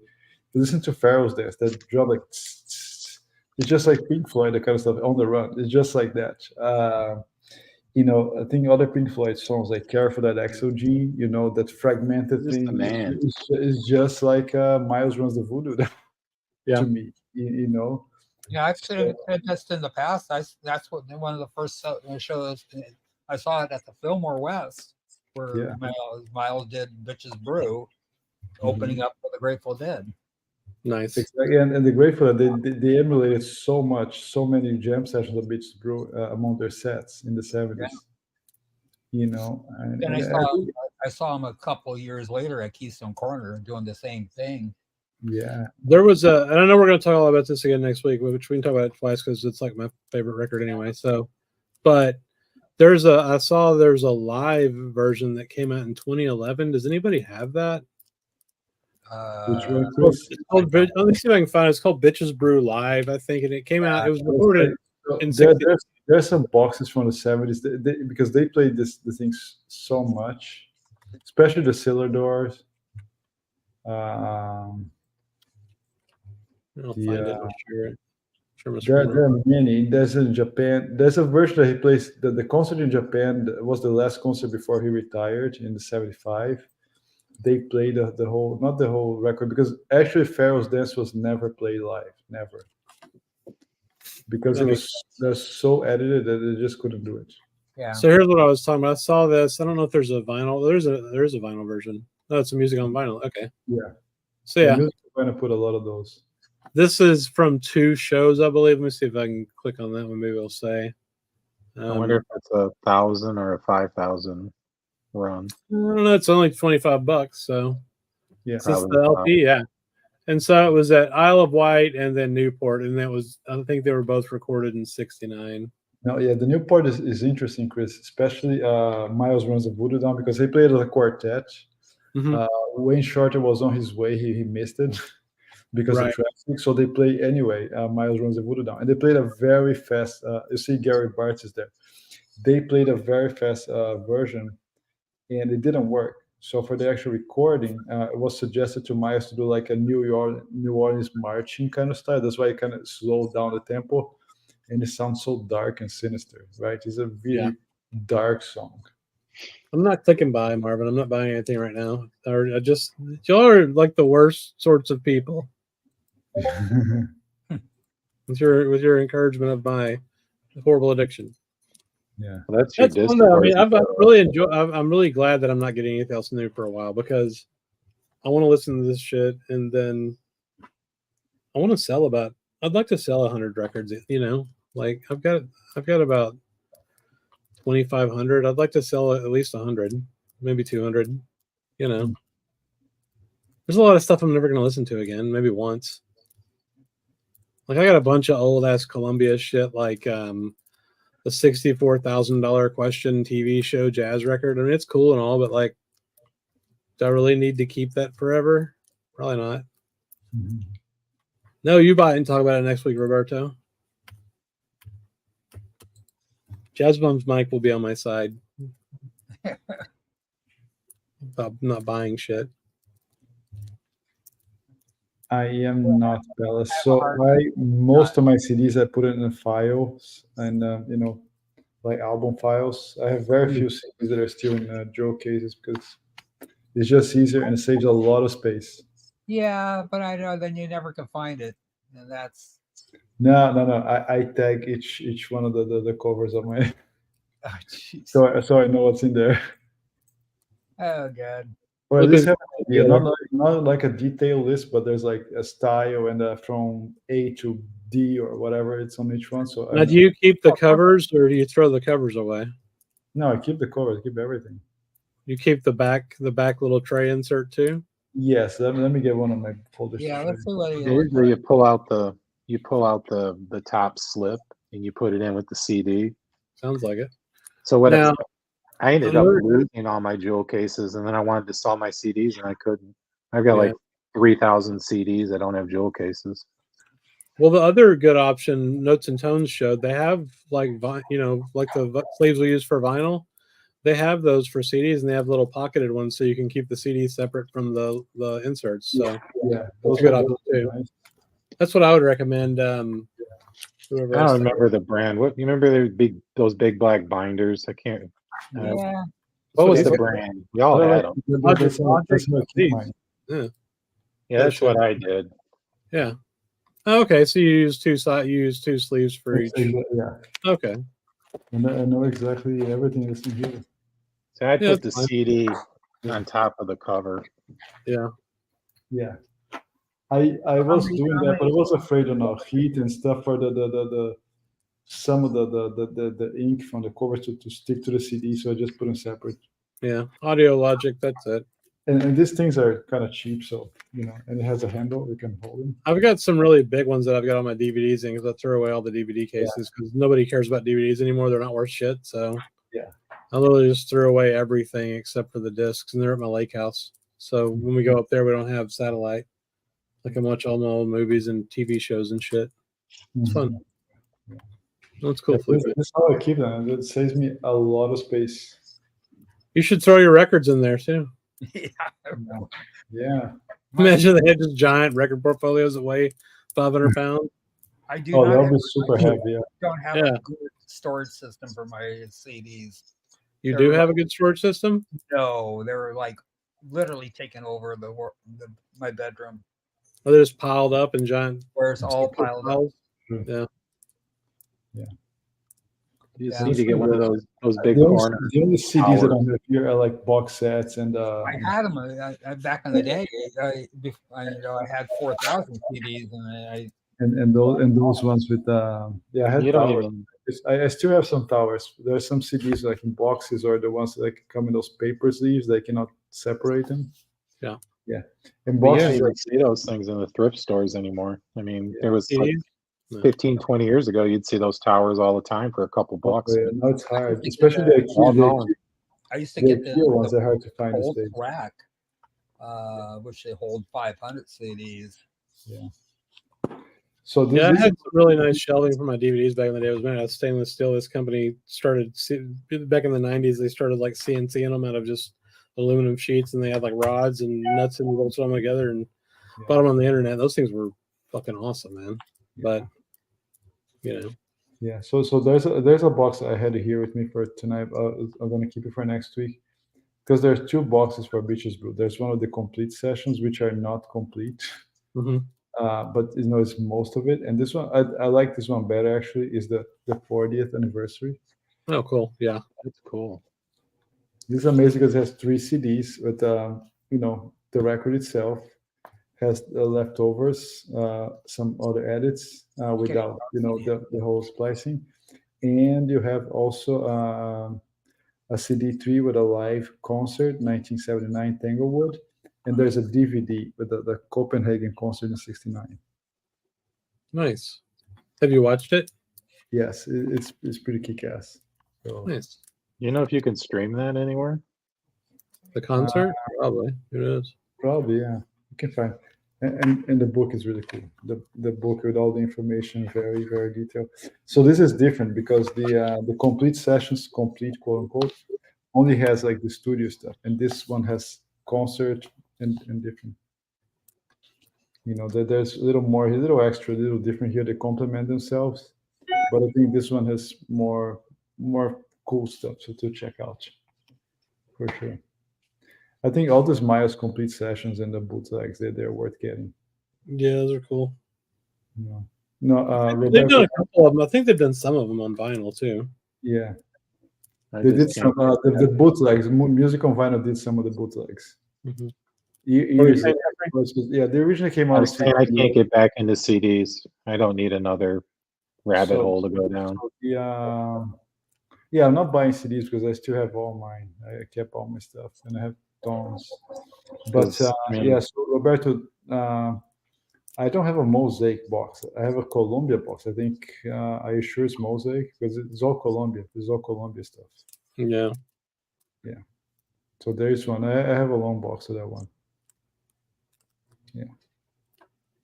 As collectors, you tend to go crazy whenever you go down these rabbit holes. Yeah. Oh yeah. It's for like sure. it's like I bought all these records, and I'm thinking about going to Detroit this weekend. So I mean, it's just man. Yeah. I'm like thinking I don't have anything to do tomorrow. I'll go to Detroit. But Cool. I can't do it. No, I took my time this past few weeks or months to organize my things. I got these new shelves. I reorganized. I made space. I found some stuff to ditch, and I'm kind of like I think also like prioritize. I'm buying less than like crazy expensive originals and stuff. I'm focusing more on new recordings, which are usually between $20 and $30, much cheaper. Yep. And I think there's also to me related to Beaches Brew also like this sense of discovery, being challenged and going for new things than what I'm used to. And I'm also want to do other things. I want to travel and go out more. I don't want to be like spending all my money on records. Yeah, that's fair. That's nonsense, Felipe. Don't convince yourself you shouldn't spend money on records. Come on, man. and also forces me to go back to my own stuff and listen and re-listen to it, which I think that's that was the goal to start with to get them. So I need to enjoy them more, I think. Yeah, it's funny about this shit I got my 4 in these boxes. A lot of it is the shit that I've bought over the last 2 years that I just really like and don't want to put away into my fucking hoard where I won't see it again for 6 months. You know what I mean? Like, so I just haven't filed those records away. There's a couple of them I've had forever that are still in one of these random boxes because I just don't. I'm like, well, I'm gonna listen to that again soon. It's weird, but Yeah. I think that's a symptom of having too much shit. Yeah. Yeah, like that old saying, I got 10 pounds of shit in a 5-pound bag. No shit. Like, funny. Oh, actually, there's one record I just got. I want to show you guys because it's going to be released next Friday. I think it's really worth checking this out. Hang on. yeah, like for me, I'll take like 10 records down to where I store them and bring back 5. Yeah. So it's a sum zero game, Yeah. Okay, so it's this one here. I'm going to share the link here. I think I can find on Bandcamp as well. Hopefully YouTube will let me. Okay, so this is on No Quarter Records, the label. They have some really cool stuff from all genres. I put a link there. This is a record called Beans, by the band Beans, of course, called There Is a Garden. It's kind of interesting. So it's a quartet, of course. It's coming out next on the June 7th. It's really well pressed, great sounding. It's a texture cover. It's super nice, well done. It's a nice jazz. There's a lot of electric instruments, especially guitars. The saxophones are very, very distorted. It's very dark. Yeah, it's muddy, dark, which I love. There's a lot of texture here. There's some vocals here and there, and I'm probably gonna make a review about this one and talk more in depth about it. Where'd you get that from, Felipe? From the label. Oh, yeah. What's the instruments on the solos? So let me show you here. So you got Zoe Amba with saxophone, vocals, acoustic guitar, harmonium, piano. There's an electric and acoustic guitar by Steve Gunn, of course. Shazad Ismail, bass synth, and Jim White drum. So there's drum, bass, guitar, and a mix of saxophone and piano. It's dark, it's muddy, it's moody, it's intense. I really dig this record. Highly recommend. I've been really getting into jazz guitar a lot. It's a different, and there's a lot of distortion here. It's not like a Kenny Burrell kind of guitar.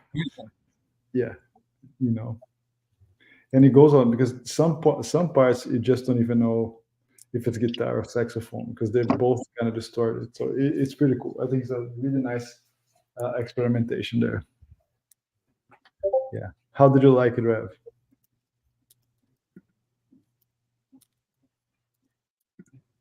Yeah. So there's a lot of stuff going on. So this is the kind of stuff I'm looking for. I want to be a little more. I've been thinking about pulling the trigger on that Lage Lund Ashes and JMI. That's a great killer, right? You guys been pushing that label. Yeah, no, that's a good record. We got it. You got it, right, Chris? Yeah, we all got it. Yeah. The Lage, and he also produced and played the 2 Melissa Aldana records on Blue Note, which are really good too. Highly recommend. Isn't he on another JMI we have too, Felipe? He's another JMI, yes. So all that JMI is on Spotify now. So some people want to check it out. Yeah. Oh, for sure. Angry One is another excellent record. I listen to that a lot when I work. Yeah, that's great. Yeah. That's one of my favorite ones so far. What do you think, Felipe? What's your favorite JMI? It's hard. I don't have them all, Chris, to compare. Well, I know, but the ones you have. I really like the. I think Ray Angry One is an amazing kick-ass record. Yeah, I agreed. There's so much groove in there, well playing, and I mean, that trumpet player is amazing on that record. Yes, I like. What's the song, Chris? I think it's the last song on side 1. They keep looping the drums, and you think the record is scratch, and they're so perfect, so perfect. Well done. Yeah, you do. It feels like it's stuck in a loop, and it's kind of maddening. It's pretty fucking sweet. Yeah. I also like the Steve Wilson record. Yeah, that's JMI. That was actually it's number one. That was my first buy as well. That record sounds amazing. With the sit down, relax, take a shit. That Yeah, one. JMI one. Yes, yes. Yeah. It's unwind maybe. Yeah. Mm-hmm. I got to pull the trigger on one.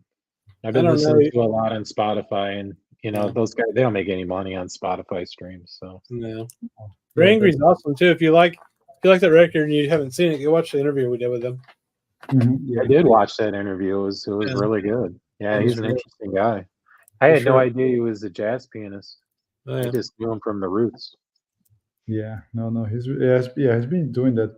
I think way before. I think he just joined. It was like 2010 or 11. It is more recent. Yeah. Did you pre-ordered Angry 3 too, right, Felipe? Yes. Mm-hmm. Yeah, I haven't got anything yet. That's what three records, right? Yeah. Yeah. But I've been streaming that thing for like months and just kind of dissecting it. I think it is quite interesting. Not even sure if there's any concept behind it. I mean, you just look at the song titles and there's sonority there, there's sounds there. It is quite interesting. I think there is a backbone. There's like something behind it, but it came totally from improvisation there. That's what they said. They just got together for one afternoon and they cut it right. I think that's what they were saying.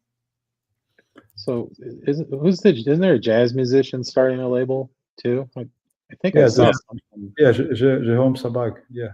Did you guys interview him? Yep. Yes. Mm-hmm. Okay. Yeah, and they're probably gonna do it again once the label is out. Absolutely. For sure. Yeah, he was a cool dude too. Yeah, Ray did not seem all that angry, so that was cool. That's He was interesting. like one of the sweetest humans I've ever talked to. He was a really nice guy. Is that his real last name? As far as I know. Yes, yes, it is. It's true. Yeah. Really? I thought it was a stage name. Yeah, it's kind of like more like a stage name. That's his last name. That's his. Yeah, because if you look at his Wikipedia page, that's how his parents are called. Yep. Damn, are they angry? I don't know. I am going to put here the link for purchasing Jerome's new record. His label's coming out soon. Oh, is he selling it already? Oh, it's already for pre-sale. Test pressings, the sign pressing CDs, the download tape, everything. You can order everything. Okay. So I'm going to buy the record. Can you stream it anywhere? The new one, no. Okay. Yeah, I'm reaching out to him and trying to get a test pressing. Let's see. Yeah, see if he'll send us all a copy again. That would be awesome. Yeah, we do need to buy these records so these labels can survive. Absolutely.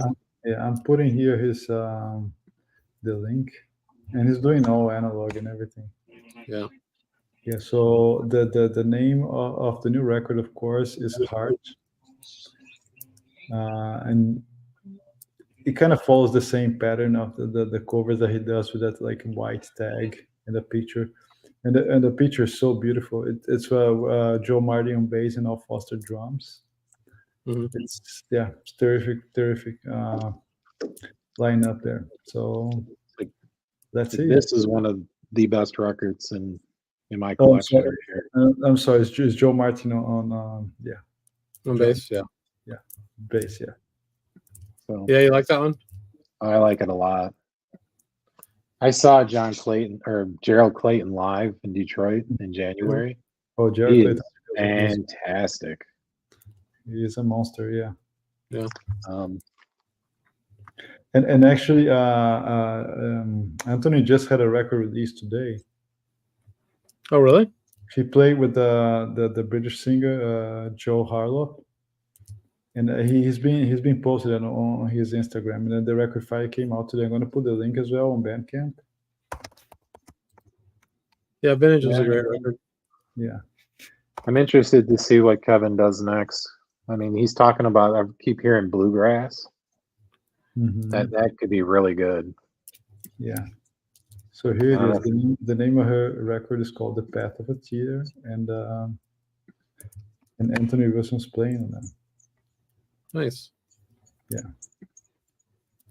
He just came out today, I believe. Oh, very cool.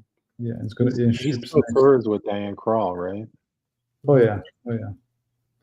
Did you guys see all the criticism she's taken in her tour right now? No. Oh, Oh, she's yeah, playing people- solo, right? He's not. Yeah, she's playing solo.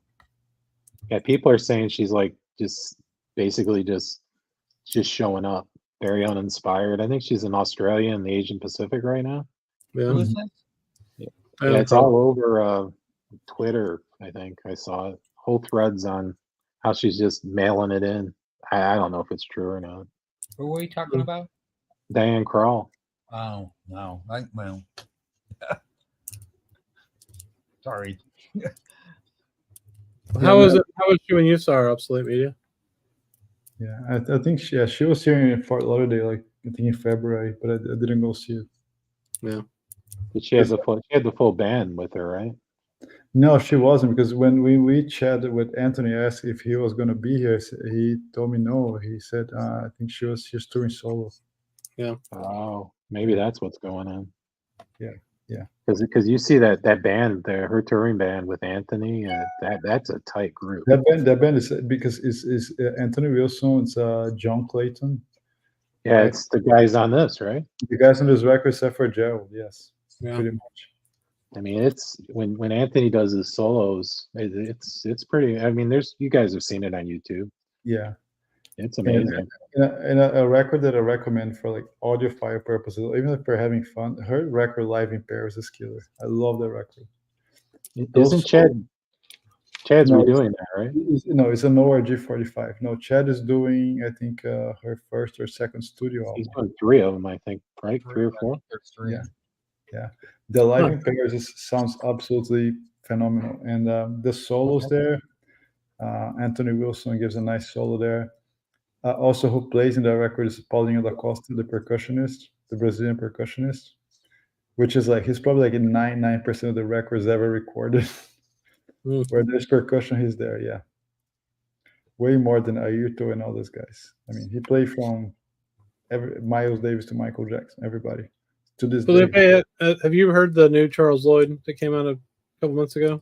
Yes, I have been playing it, streaming. I'm about to buy the record this week. It's one of his best records. True. But yeah, he's getting really good appraisal, and I think he's being very adventurous. He's like new compositions, some songs that he's revisiting. He's revisiting some of his old production there, and I mean, just to get the band right. Jonathan Blake and Larry Grenadier, and it's just, yeah, it's amazing to see a guy at his age being so creative and pushing forward still, and not being like accommodated, just like the Rolling Stones, just he's actually doing new things. So I didn't realize Moran was on that record. I'm gonna have to buy that too. I was gonna buy it anyway, but yeah, with Jason Moran, tones amazing too. Yeah, I mean, for a guy his age. Yeah. So Marvin, that's the one I'm talking about. That's the exact lineup. I forgot to mention Jason Moran. Yes. Yeah. Very cool. It's an amazing record. Yeah. So this is a double. Mm-hmm.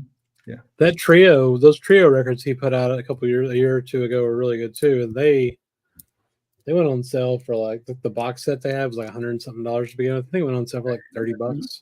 You can buy the separates, yes. But I bought the box set for like 30, maybe $40. It's good. Not to mention his Stone Poet, which is killer. You guys have the Stone Poet? I still don't have that one. I keep meaning to pick it up. I just haven't yet. Oh, that Stone Poet is great. Really, really good. Unless it's on, Sound of Vinyl for 30% off, right? You just don't buy them. That's fair. Yeah, that's true. But a lot of those older ones that they've repressed, they're never going to put on sale. No. Yeah, but that's the thing. It might take a while, right? Because everybody's like, "Oh, I want Lee Morgan, I want this, I want that," So Charles was in high demand to be repressed. Could you imagine being like a shop owner who's trying to curate a new jazz jazz section, has all the classics, all the tone poets, all the acoustic sounds, and then UMG, boom, 30% off. 3 times a year. Yeah. It's ruthless, man. It's a ruthless game. Well, it's not. I mean, yeah, it's true. It's similar to like when they used to do cutouts back in the day too. Yeah. Well, but I mean, what are you going to do? I mean, I'm not going to. You got to take advantage of it. Oh, absolutely. Mm-hmm. When they have it 30% off, you get a free record for every 3 records you buy. Like, Right. Yeah. That's exactly how I look at it. I'm like, yes, please give me free records. I mean, you guys see me on the Discord. I push shops, buying at shops for used records over, Discogs and eBay. Sure. Yeah. I'm a big proponent of that. But for new stuff, you got to buy it online. Yeah, it's hard. Mm-hmm. Unless it's Chad's, because he doesn't ever put his stuff on sale. True. Like it's I'll still pay full price for them sometimes if I go into the shop and I see one of the ones I don't have yet. Yeah, so will I. Try to support them and stuff, but I'm not going to buy 50 of them a year at full price. No, I think I bought that Johnny Lytle Jazz Dispensary full price at my local shop because she had it in there.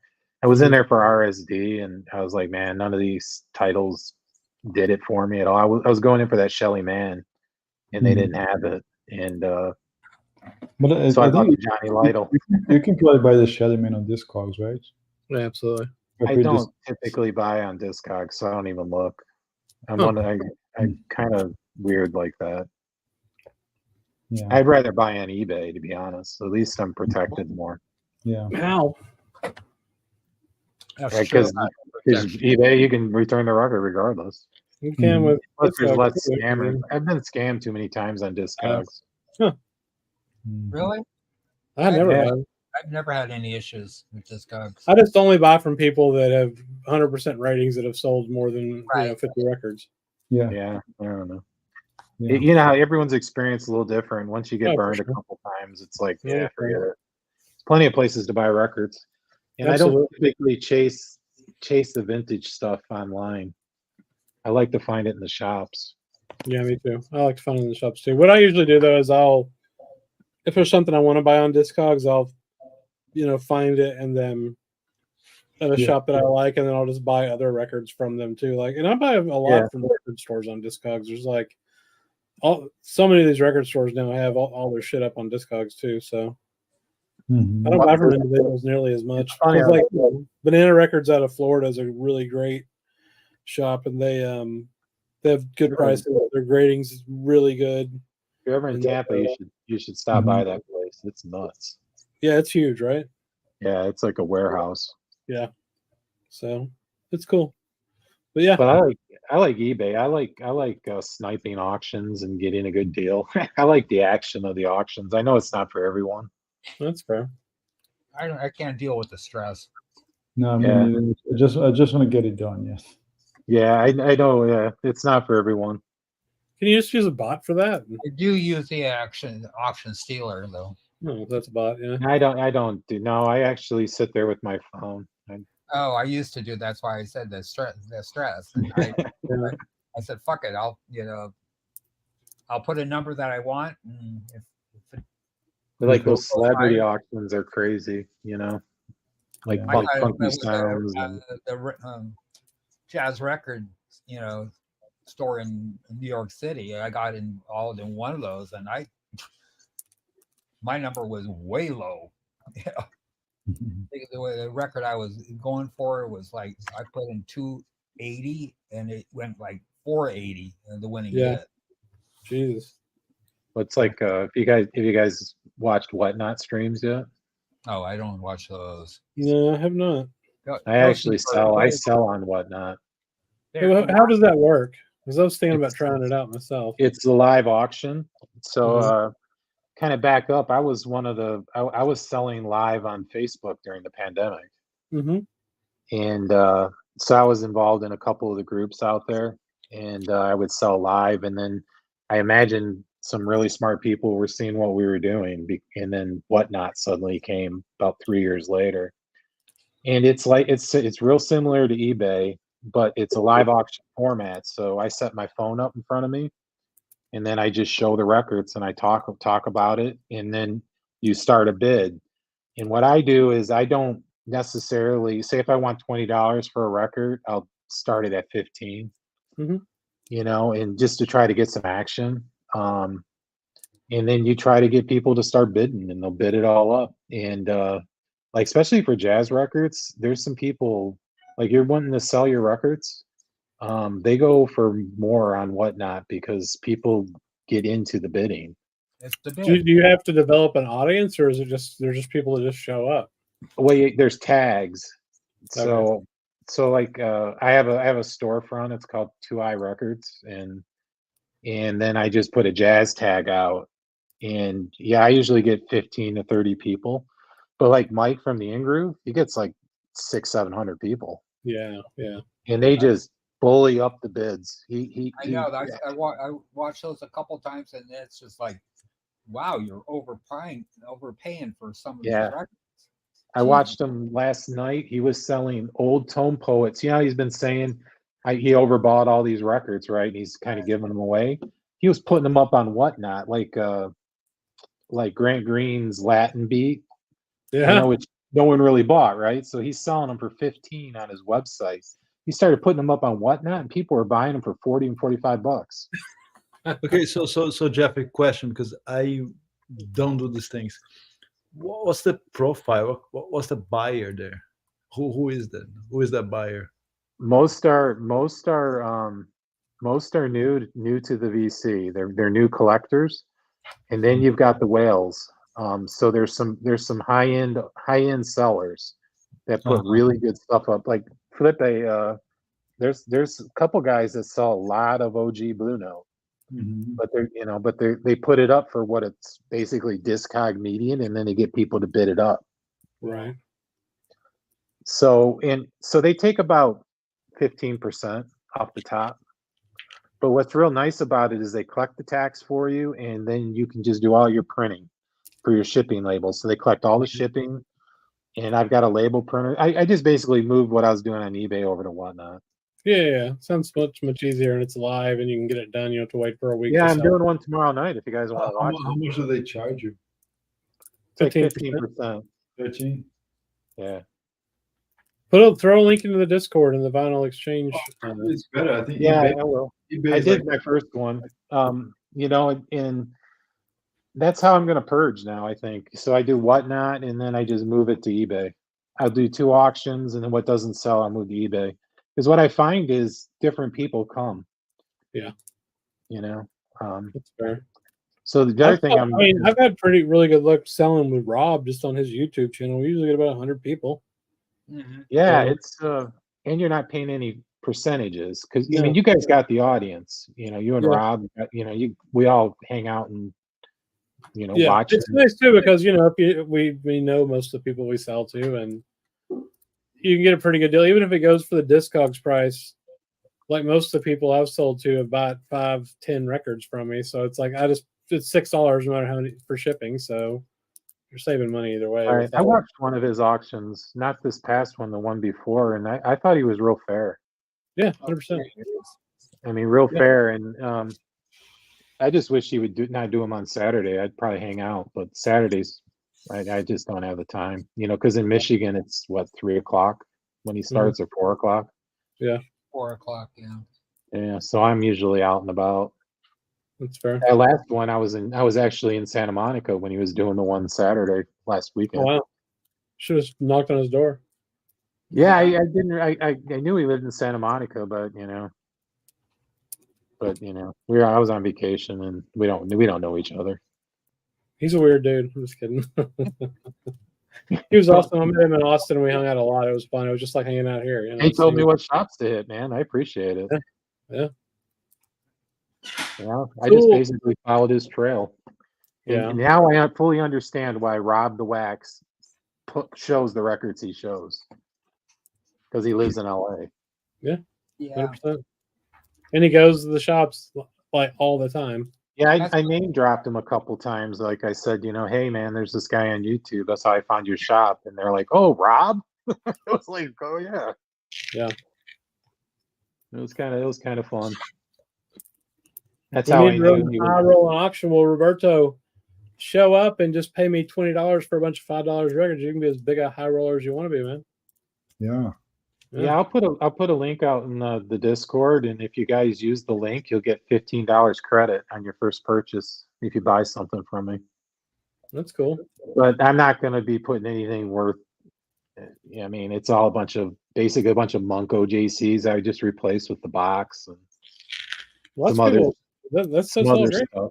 Yeah. Yeah, but I mean, most people on the Discord already have all that stuff, you know. Yeah, that's fair. Hmm. Yeah, the people on Discord are Pretty serious collectors. I'm kind of a baby compared to a lot of those guys. Oh no, yeah, no. The they've been Discord, collecting records forever though, dude. Just because you're just getting into jazz doesn't mean it's the same shit. yeah. You know.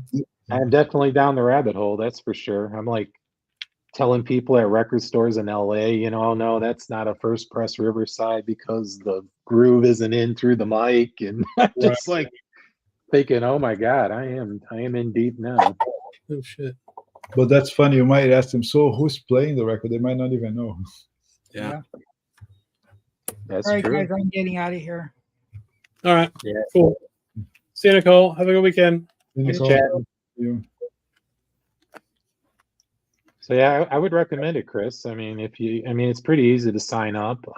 They use Stripe for the banking. It's pretty seamless. Or if you want, you can just use your PayPal account. Yeah, I might try, but I also just like doing Rob's because the other thing is you don't have to pay PayPal fees either because you guys force the friends and family. Yeah. Plus, you listen. I don't know if you guys saw Chris's video on his experience selling on eBay. He was making some interesting points about how the government's gonna start going after, because there's like a $20,000 cap right now, right? Where eBay and PayPal and whatnot don't have to report your earnings to the IRS, and the feds are thinking about making it $900. Yeah, that'd be bullshit. Makes sense. Yeah, remember back in those days, Amazon didn't have sales tax, right? Yeah, it was wild. It was awesome. Well, wasn't it California that broke them? I think California is the one that got them. Texas was early on too, bro. Texas was like, no. Yeah, because you guys don't have income tax, right? You guys rely on what, energy money and sales tax, right? Well, it's basically sales tax and no property taxes out the ass. Oh yeah, they say same thing here in Florida. Probably living in Michigan, man. With high property tax, high income tax. I mean, even the cities have income tax in Michigan. Yeah, and then you got the winter where your energy bills are high. Yeah. I gotta figure out how to. That's the good thing about Texas. Everything else kind of sucks here, so I don't know. We're looking to got giant cockroaches too. Get the hell out of here probably in the next 5-6 years or maybe less. I don't know. Yeah, my niece and her husband moved down to Dallas Fort Worth. My niece's husband transferred down there. They lasted 2 years. Yeah. They came back to Michigan. They're just like the culture wasn't right for them. We're a big country. There's regional differences. Yeah, that's true. Mm-hmm. It's also hot as fucking here down here in the summer. And that was the other thing they were talking about was just the heat. You guys, your heat, we got 4 seasons. Well, we used to have 4 seasons in Michigan. Now we really only have 3. Right. Climate change is legit. I mean, it is. It's kind of nuts. I was hoping it was a hoax, but I don't think it is. No. It's getting crazy, man. The weather's starting to get really wild. Yeah. I mean, we had tornadoes in February in Michigan this year. That's never happened in my lifetime. Yeah, exactly. Yeah, I mean, in Brazil this past month is like past summer. We had an entire state going underwater. Yeah, entire state. Yep. Wow. Like the ocean, or was it the? No, floods. Too much rain. Yeah. Over rain. It rained for like 2 weeks nonstop. It broke all the dams, the floods, and I mean, if you think about it, when everything comes back, it's not going to rebuild the same way. Some areas are going to be gone. Yep. It's changing geography, just like the tsunami. That it never came back to the exact how it was. Some islands were gone. Yep. The same thing is going to happen there. Yeah, it is. Well, it's like when we were driving down the Pacific Coast Highway, we were like north of Santa Cruz, And my wife's like, "Hey, those trees look really weird. Do you see how they're like white on top and black on the bottom?" Mhm. And I was looking at them. I'm like, "Yeah, that is strange." And then I realized, oh, a wildfire went through here Yeah. and killed everything. Yeah. And I mean, it was like entire mountains were like that, just dead trees. And as soon as they have a big rain, that's the mudslides you hear about. So if you remember, I think it was 21, 20. They had those huge wildfires in California. I mean, the sky in San Francisco got orange. Yep. If you remember that. And same thing in Oregon. My cousin lives in Portland area. And they said it kind of sucked because they were in lockdown, and at the same time, the city around them was burning. Yeah. Yeah, and it's a disaster, man. But I mean, the other thing we need to do is actually really get serious about forestry management, and that would help too. And also, the forests burn. I mean, they've always have, they always will. Mhm. That's there's true. gonna be fires. It's part of the cycle, but they've been really bad. So Mhm. Yeah, No, but we had a fire. We have fires in Texas all the damn time too. We just don't have big forests really to burn. So, but like out of my lake house, I have a lake house about an hour and a half from here, and about I don't know 10 years ago or so, there was a giant fire out there that was. So Fort Worth is a pretty large city as far as square miles. I mean, it's pretty damn big because we've annexed all kinds of shit for 100 years. Mhm. And the fire that burned out there was the size of all of Fort Worth. Wow. An hour and a half from here. And it's just across the plain. It's like mountain, like hills and plains. And we think we can do so much with technology, but when you have a fire that's, 30 miles wide and it's moving, Mhm. a foot a minute, Yeah. like good luck. Well, I mean, it's changing the ecology of the Great Lakes.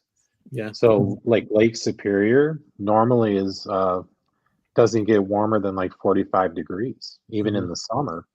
But now, because the lake's not freezing over in the winter like it should be, so it's trapping heat, and so the top water is warmer. It gets up into the 50s, and what it does is it causes currents that have never existed in the lake before. So, like people who go out and fish now, they find that the currents, I mean, it's killing people because there's currents that have never been on the lake before. And I mean, that's the largest inland sea. I mean, it's a sea. Yeah. And just crazy stuff like that. That is crazy. And then we're not getting the snow, so the lakes are coming down. So now you got these people with $1 million homes and they can't get to the water. The water is like 500-600 yards from where their dock was. Oh yeah. And Mhm. it's crazy. And it's it'd be interesting. They say in 100 years Michigan will have the climate of Tennessee. And what does that do with all the cherries and blueberries, and all the agricultural change in the state? Yeah, it's funny. There's a book that I read. I think the guy might be full of shit, but what is his name? Robert Zubrin, I think is his name. He's like an astrophysicist guy, and he wrote a book back in the '90s called "The Case for Mars." And what that was about is like it's basically a plan of, and he worked for like the Jet Propulsion Laboratory and shit. And I think he taught at Caltech. So I mean, the guy knows some shit. But the whole book was a plan on how to get humans to Mars, cheaply with technology we've used in the past. Sending up machines that would collect water from the permafrost and make fuel ahead of time, so you have all that shit sitting there waiting for you to go home, right? Mhm. Then he put out a book about how climate change is actually going to be great because the arable farmland we'll have will go through the roof, and we'll be able to feed the 15 billion people we have in 20 years. Maybe. Yeah, or it's going to be a goddamn disaster, and it's going to be nothing but hurricanes and tornadoes everywhere. but remember, the sea will rise. All the underground water is going to be salty. You cannot plant shit. That's fair. Yeah, that's a good point. I think the biggest mistake they did in the 90s was call it global warming instead of climate change. Thank you, Fox. Thank you, Fox News. Yeah, because then it got politicized. right.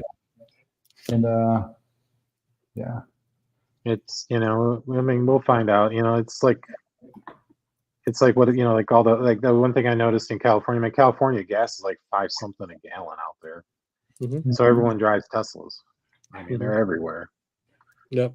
But it used to be $5 back in 2010. Don't worry. Yeah. So what's maybe that'll be the difference in 50 years. Will it be like 60% electric vehicles versus 40? I don't know.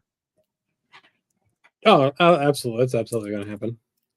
I think what we need is to have an evolution in battery technology. That would be amazing. Like if we had just like hydrogen, it's whatever, an exponential, another technological leap and with battery technology, or clean batteries would be amazing too, because lithium batteries are a fucking nightmare to mine. Like there's just slaves that are mining this shit and dying from being horribly poisoned, and then making the batteries is horrible for the environment too. So that would be an interesting. If that happens, then we'll be in good shape. Yeah, I'm still gonna drive my Ram 1500 4-wheel drive because I live in Michigan. That's fair. Let's get you a Cybertruck, man. You can get stuck on going off over the curb. Yeah, I actually saw like 2 of those in LA. Yeah, cruising down the highway. They're odd looking vehicles. They are. I've seen lots of problems with them, of course, like on TikTok and stuff. But the craziest thing was, I didn't know, is I've heard this, that if you bought it, you had to sign a contract that says you wouldn't sell it for at least a year. Which seems pretty fucking insane to me. Maybe they knew it was going to be a piece of shit. I don't know. I have no idea. Well, did you see the government just put a tariff on all the Japanese EVs? Or I'm sorry, the Chinese EVs? Because the Chinese have figured out how to make an electric car that they can sell for $24,000. Yeah. Yeah, I'm sure what would they do to the big 3? I mean, it would, yeah. It wipe them right out because they can't compete with the union labor. I mean, right. Even non-union American labor can't compete with that. Yeah. And I mean, beyond that, though, I think that the Chinese, from some stuff I saw, have really figured out how to make really good electric vehicles that make sense. They stole the tech, is what they did. Well, maybe. I have no idea. Maybe. I mean, that's how they made all their advances. Believe me. Yeah, that's true. They're not gonna spend the billions of dollars on creating the IP when they can just steal it from us. True. I mean, they're always I could tell you a lot of stories about Chinese intrusions into networks. It's crazy what they're doing. Oh yeah, of course. Ferraris have it's a Ferrari, dude, not a fucking Tesla. Well, I work for a financial service firm, and they're trying to figure out how we do retirement plans because they've got a whole bunch of people with money now that are looking to retire, and they have no idea how to do it.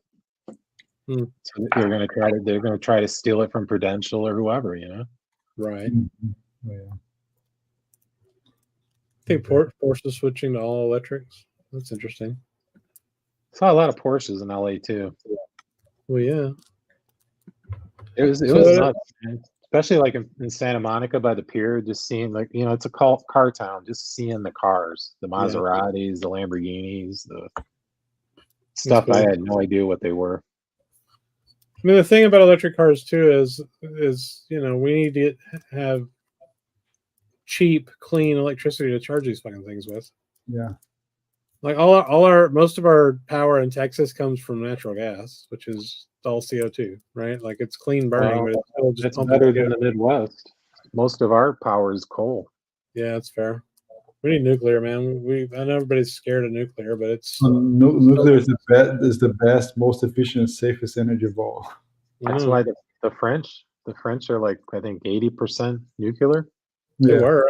I don't know if they started moving away from it or not. No, they still are. The Germans shut all theirs down, and that's why they got blackmailed over Ukraine. Yeah. No, in France, you just drive anyway. You're gonna see a nuclear power plant. Yeah, they have energy independence. Yeah. But they made the decision, and they haven't had a disaster yet. I mean, that's the other thing though, is I don't know if we could pull it off. I mean, because it's every state will have different regulations, and it's all federally regulated, 100%. Oh, is it? Oh, 100%. Yeah, the I can't remember, it's Atomic Energy Commission. Yeah, yeah, it's 100%. Okay. Yeah. Especially after 3 Mile Island happened. Okay, I thought it was like how they're doing the power grid now. Everyone's power No. grid's different. Well, most of the country, there's only like It's a 3 or city 4 power council grids in the meeting, yeah. country, right? Most of the yes, it is, Rufus. It's a city council meeting. It's called Old Men Talking About Shit We're Worried About.